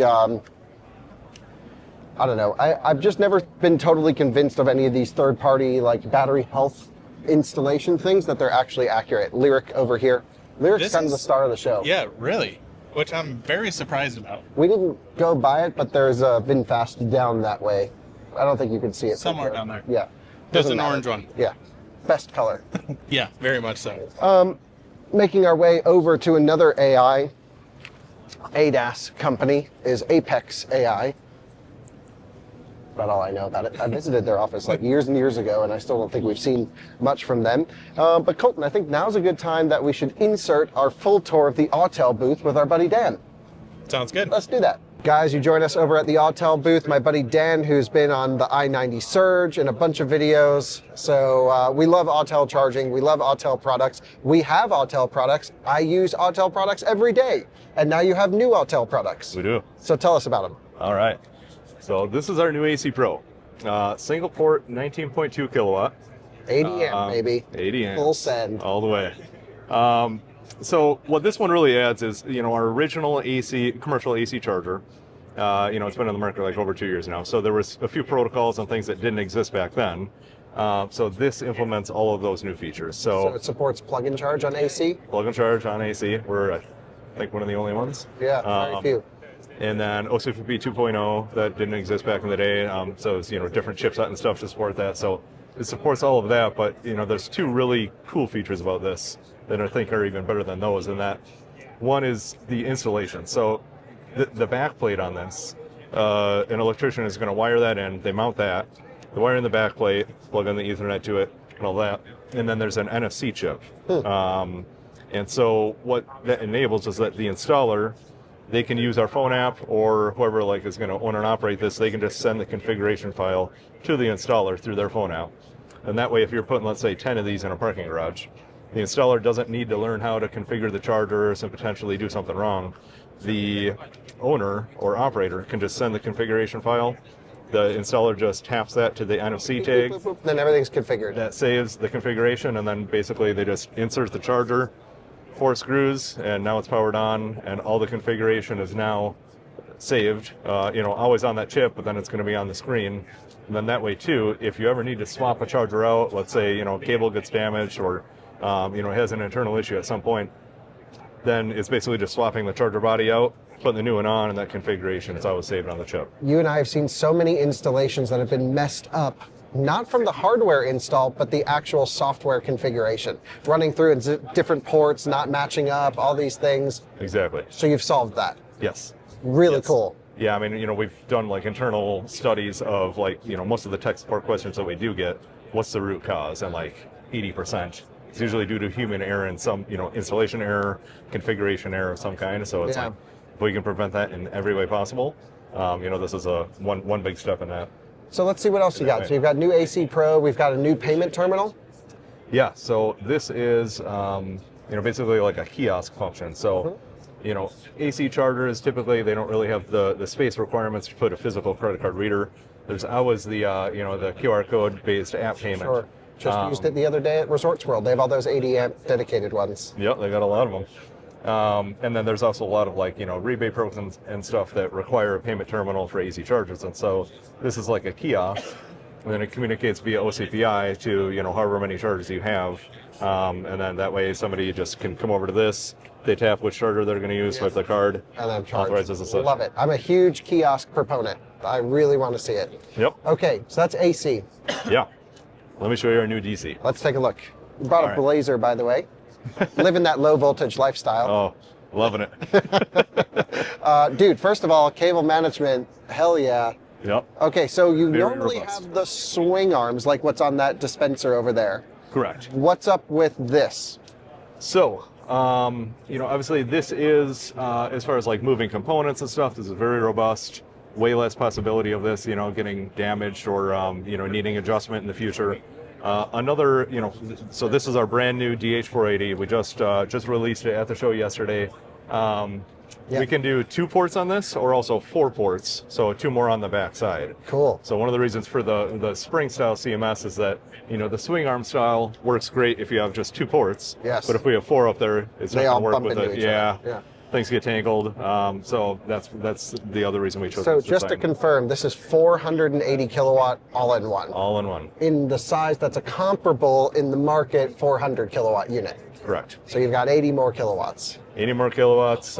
Is this a 600 amp cable or 500? 500. Cool. Yep. 500 air-cooled options for CCS or Oh, NS. hell yeah, that's awesome. Yep. So, where are the power modules in this thing? Can we open it up?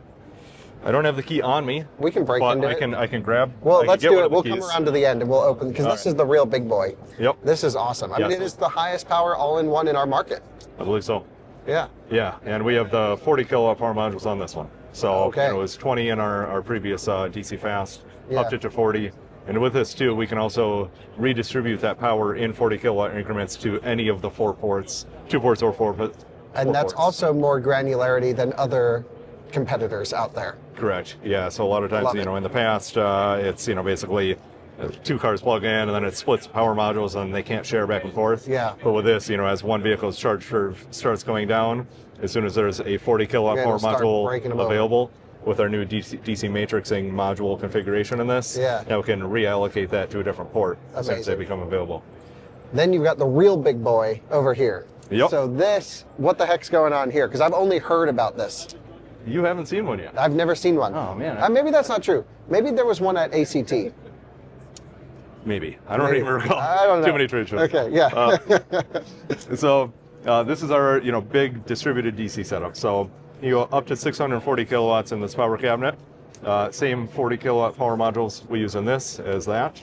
And then you can distribute that out to up to 4 dispensers. So 8 ports in total. Yeah, you can go up to a total of 8 ports. The most common configuration is 2 dispensers to 1 power cabinet. Yeah, and that's NEVI compliant. Yeah, for the NEVI sites, all that would And be these are 160 per port. All made in North Carolina? We have Produced? both options. So we have Okay. overseas manufactured or U.S. manufactured as well. Cool. Yep. Air-cooled or liquid-cooled cable options. Point of sale, same GUI as all of our chargers as well. So That's all one this nice can be thing where customized. the experience is the same here as it is on my 40 kilowatt that we use all the time. Yeah. And it just all works so perfectly. I can say that as a owner, user, heavy user of Autel products, like the back-end software. I'm just familiar with it, and it's like every time I use another type of charger, I go like, why isn't it just so simple like this? Right. It's so good. Yep, we want, the user experience is obviously, that's a really key feature of ours, and we want that to be, seamless across all of our products. You've also got some other stuff back here. Sure do. So we've got, I don't even know, AC, DC, megawatt charging. Dude, love this thing. I'm a huge MCS fan, by the way. Does this just pull out, or is there a release? Yeah, pull up and then out with force. There you Out go. with force. Yep. MCS, baby. Oh, Hell yeah. Love that. 1,440 kilowatts. Now we're talking. So obviously this is just a prototype cable, Yep. but cool. Yep. So yeah, this would be the dispenser. What do you hook it up to? 2 of those cabinets? It's so the DC high power cabinet, that's a 640. Our new platform for this is going to be basically 480 kilowatt cabinets, and you would pair 3 of them together to get the 1440 for this. So you could do 960 or 1440 just depending on the vehicle that you need to charge with this much power. Gotta charge my smart car. Nissan Leaf explosion. Yeah. We should actually calculate how quickly you could charge a Leaf. It would probably be like 35 seconds. Yeah, 40 kilowatt battery pack, Yeah. something like that. Yeah. But dude, this is cool too. So you got a nice little display. This is mostly for fleet applications, obviously. Is it touchpush? Yes. Wow. Yep. Nice. Yeah, Beautiful. obviously a lot of fleets, they don't really care about a larger screen for advertising or anything like Yeah. that. But yeah, so they want, the push button option, RFID option, Yeah. and also, if you want to do it for app-based payment or just, touch screen in general. So, Perfect. So yeah, we'll be, you should be seeing these rolling out this year as well. Okay, cool. So- We definitely got to go find like one of the first installs, and we got to find a vehicle. Yeah, that's the thing. There's not many MCS vehicles yet. So Yeah, I think like Windrose is one of the only ones that has MCS inlet that's working. Yep. I think Tesla Semi is coming soon because Yep. they have like an earlier version of MCS on their stuff. So yeah, fingers crossed. There's some others that are experimenting with it, but it's not Okay. like true MCS speeds. Right, It yeah. doesn't seem like yet, but This is just awesome. So I'm excited. This is the year of MCS. it is. Fleets are going hardcore into it. Yep. Then you've got what we're familiar with, although some slight adaptations to our charger. So we have one of these at the office. Yep. Yeah, so this is DC fast. It can go anywhere from 60 all the way up to 240 kilowatts in any 20 kilowatt increment. As this one, we've got the NACS cable option on these. You can retrofit the existing units with the NACS cable, CCS options as well. You got the optional cable management up top, optional credit card reader. Yep. Very similar to yours. Somebody changed it to Russian. That's amazing. So you support multi-language. yes, we do. But yeah, the difference on this one compared to the one that you have, you had the V1 cabinet. Yep. I know obviously we've faced setbacks on the deployment from utility side. Every single possible area. Yeah. But it's just sitting there looking pretty in my garage. It sure is. But yeah, with our V2 design, we just changed the holster configuration, a few other slight modifications, but all the internals are still no changes needed there. So yeah. And then we have that one, which is what we call Kevin at the office, because it kind of looks like a Minion. We still need someone to wrap it to look like a Minion. Ooh, hey. This is what I use every day. So this is what we've named Kevin. We have our 3-phase plug on the back. You can bring it around everywhere. I love this thing. We've literally strapped it to generators, not recommended, not approved, voids your warranty. So many people ask me about, can I do that here at the show? I'm like, oh, check out this guy's video. But yeah, no, it's not like, they're not designed to like be thrashed around and charging, but it held up. I've never had an issue with it. These things, they will take abuse, serious abuse. It's awesome. So I absolutely love this thing, and we use it all the time. You also have some AC units in the back here. So we have what we're familiar with, the commercial and residential units. This is what Colton has in his shop and uses every day, 48 amp. Are these still 48 amp? 50 amp. 50 amp, that's right, because you can go up to 70 amp breaker, 50 amp output, Yep. Yeah, all of our AC products have the dip switch, so even if it's a 50 amp, but let's say you only have a 32 amp supply, you can dial the dip switch down so that then it outputs 32 amps, anything like that. And then you have a NACS version with the non-screen for residential. Yeah, this is a residential with the NACS cable on it. And this is a really nice version of NACS. A lot of people ask about the funny look of high power NACS.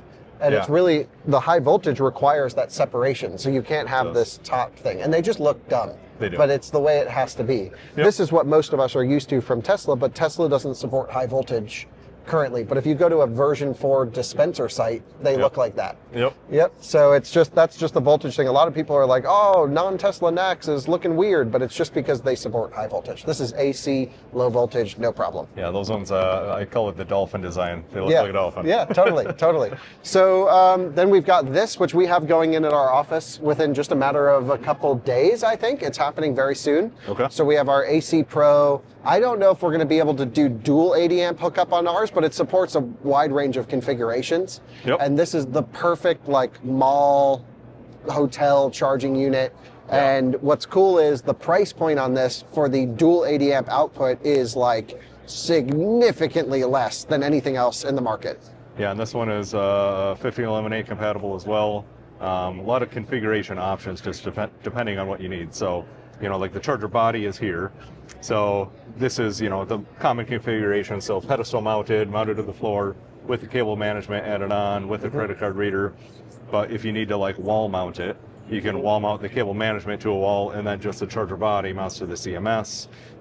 We have some people that just put the charger body mounted to a wall as well without cable management, with or without credit card reader. So a lot of flexibility, different cable length options. So if you got, school buses or larger vehicles, we've got, 25-foot cable option available for these too. So this one, we've had this in the market for almost 2 years now, and when honestly, these things are bulletproof as well. Yeah, I was going to say, if any of you guys have an office building, work for a place that's going to put in charging, work for a city or whatever, this is really the best AC commercial charger you can get out there.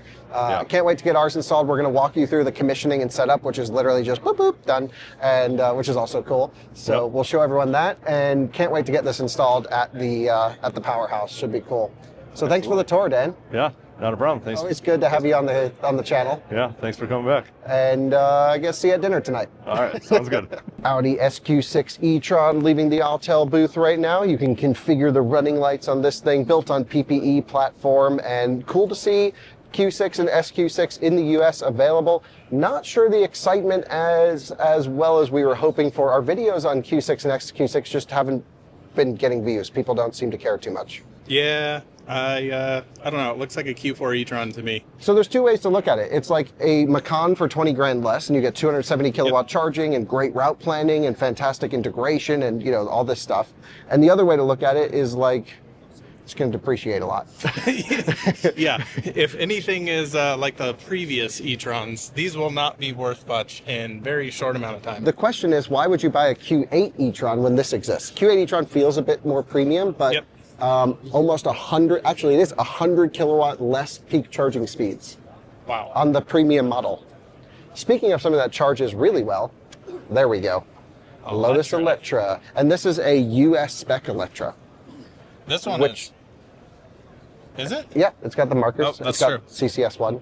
And there's another one here, which is like crazy. Also. And I didn't know we were getting US spec Electras yet. Or ever, because they're built in China, so they're going to be subject to the import tariff. The ones that have been here, like I reviewed one a couple of years ago, that was a European spec. All the dealers got European specs for test drives. I'm pretty sure they have to send those back or crush them. And then the question is, the US cars, are they going to be 100% tariff? So they're now 300 grand?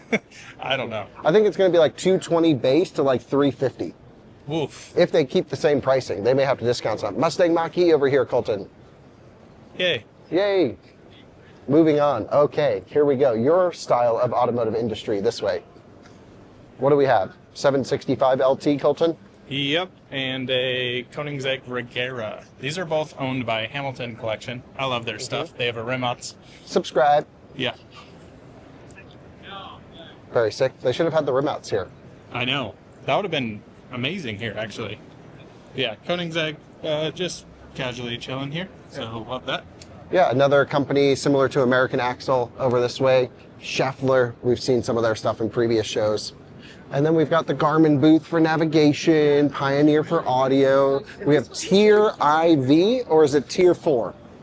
I'm going to say Tier 4 because they're going for level 4 autonomous driving. This thing looks awesome. Pretty wild. I like this whole little pod, no crash protection looking things. The off-roading must be amazing with the approach and departure angles on these. Yeah. So it looks cool in there, doesn't it? Just like a cool little loungy type vibe, similar to Zook's, but a little bit bigger space in the design. Wow. Obviously, it comes down to more on the hardware and software backing the autonomous functions than it does the actual shape of the vehicle. But I think in terms of the shape, it's really cool.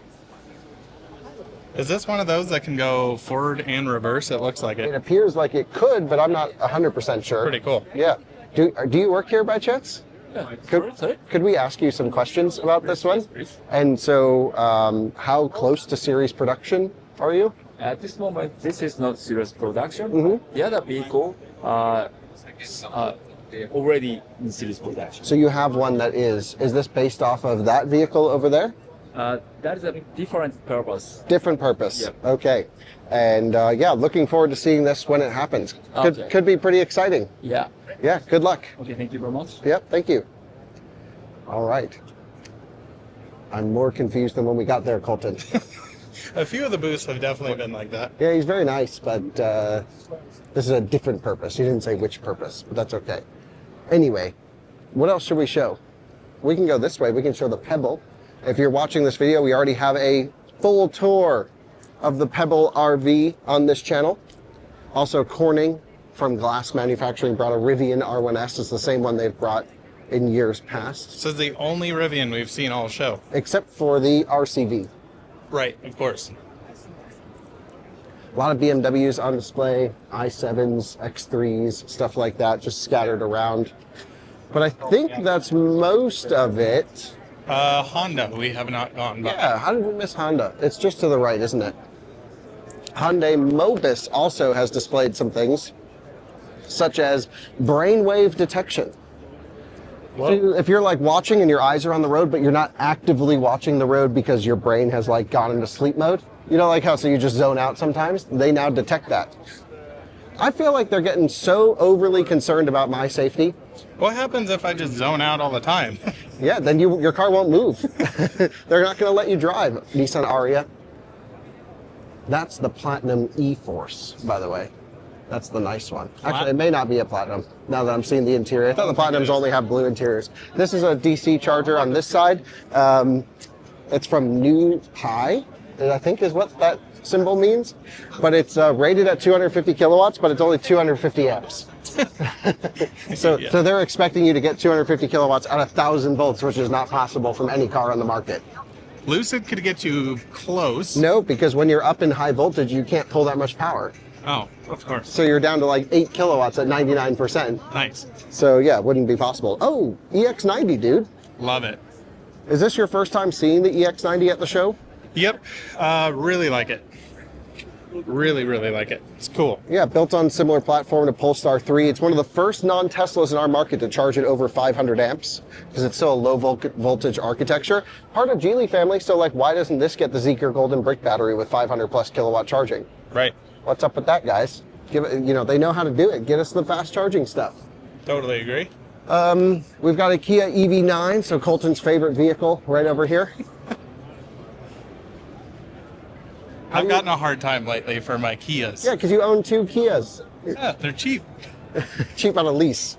Yes. They're not cheap MSRP. No, they are not. I would never recommend spending the money on one of those. Just lease them only. Yeah, please. Honda has debuted 2 concept cars this show, and we're making our way over to them. And then I think we can end this thing. There's some like boat stuff, but it's not worth really seeing. So this is like, my understanding is this is kind of a spin-off from Honda because it's going separate. It's called Honda Zero. Oh, by the way, isn't this Audi's Dakar hybrid rally car thing, which is absolutely insane?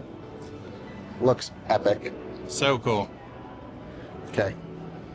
Anyway, what is this? It's a spin-off of Honda? That's what I heard. I don't know if that's completely true, but that was my understanding.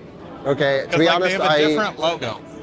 Okay, I have not totally followed the Concept Zero stuff. Jordan has closer than I have, but you can see here they have a SUV and a sedan. The sedan is awesome. They call it the Saloon, and both actually look amazing, Colton. I'm not that into the SUV. Really? I think it looks great. But it's, yeah, the front's great on this thing. What I think is probably going to happen, and this is just a prediction based off nothing other than past performance, Honda's going to release an exciting looking model, and it's pretty close to production at this point, is my understanding in the development process, but it's going to have the weakest specs. Ooh, that's my guess. Honda never goes fast on charging. They don't really understand the EV thing all that much. And then here's the Saloon that's spinning around. So I'm hoping they take EV specs seriously and don't just make a design thing that looks great and then doesn't perform well, because this is incredible. Yeah, it looks pretty insane. Steering wheel is right side up today. Oh yeah, it was upside down yesterday. Or was it was definitely this one. Yeah, oh, okay. Yeah, this looks pretty wild. It's got Gallardo vibes up front. That's exactly what I think, yeah. Yeah. Very boxy.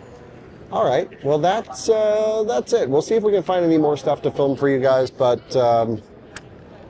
that's a lot of, it's like not as car heavy as it has been in the past, Colton, but it's still, there's still plenty of cool stuff around. Yeah, totally agree. I hope Honda takes this stuff seriously and puts in, don't pull like an Afeela. Yeah. They have 150 kilowatt charging. If that's their top brand, then what are these going to be for performance? Yeah. Not great. That doesn't give hope. Yeah, the Afeela thing doesn't build confidence in any of these. No. Well, you joined me back in Colorado in my car, giving you an outro, not at CES. Kyle had to rush over to China to film a bunch of things. The rest of us had to rush back to Colorado to keep working and bringing you guys more content. So, apologies for the weird, convoluted outro and the tour that is probably a bit chaotic, but that is just how CES really is. Over 4,500 companies attended CES this year. Over 140,000 people attended. That is crazy. That is a huge amount of people. So the tour was wild. The tour was crazy. We tried to bring you guys as much stuff as we could that we thought you'd be interested in. There's no way for us to cover every single booth. It would be an 11-hour video, but everything else, hopefully you enjoyed that, and we'll see you guys next year and next time. Let us know if there's anything you think we missed, or anything you loved, or anything you thought was super lame. Either way, CES is a wild smorgasbord of everything you can imagine. And I'm looking forward to 2026. All right, see you guys next time. Cheers.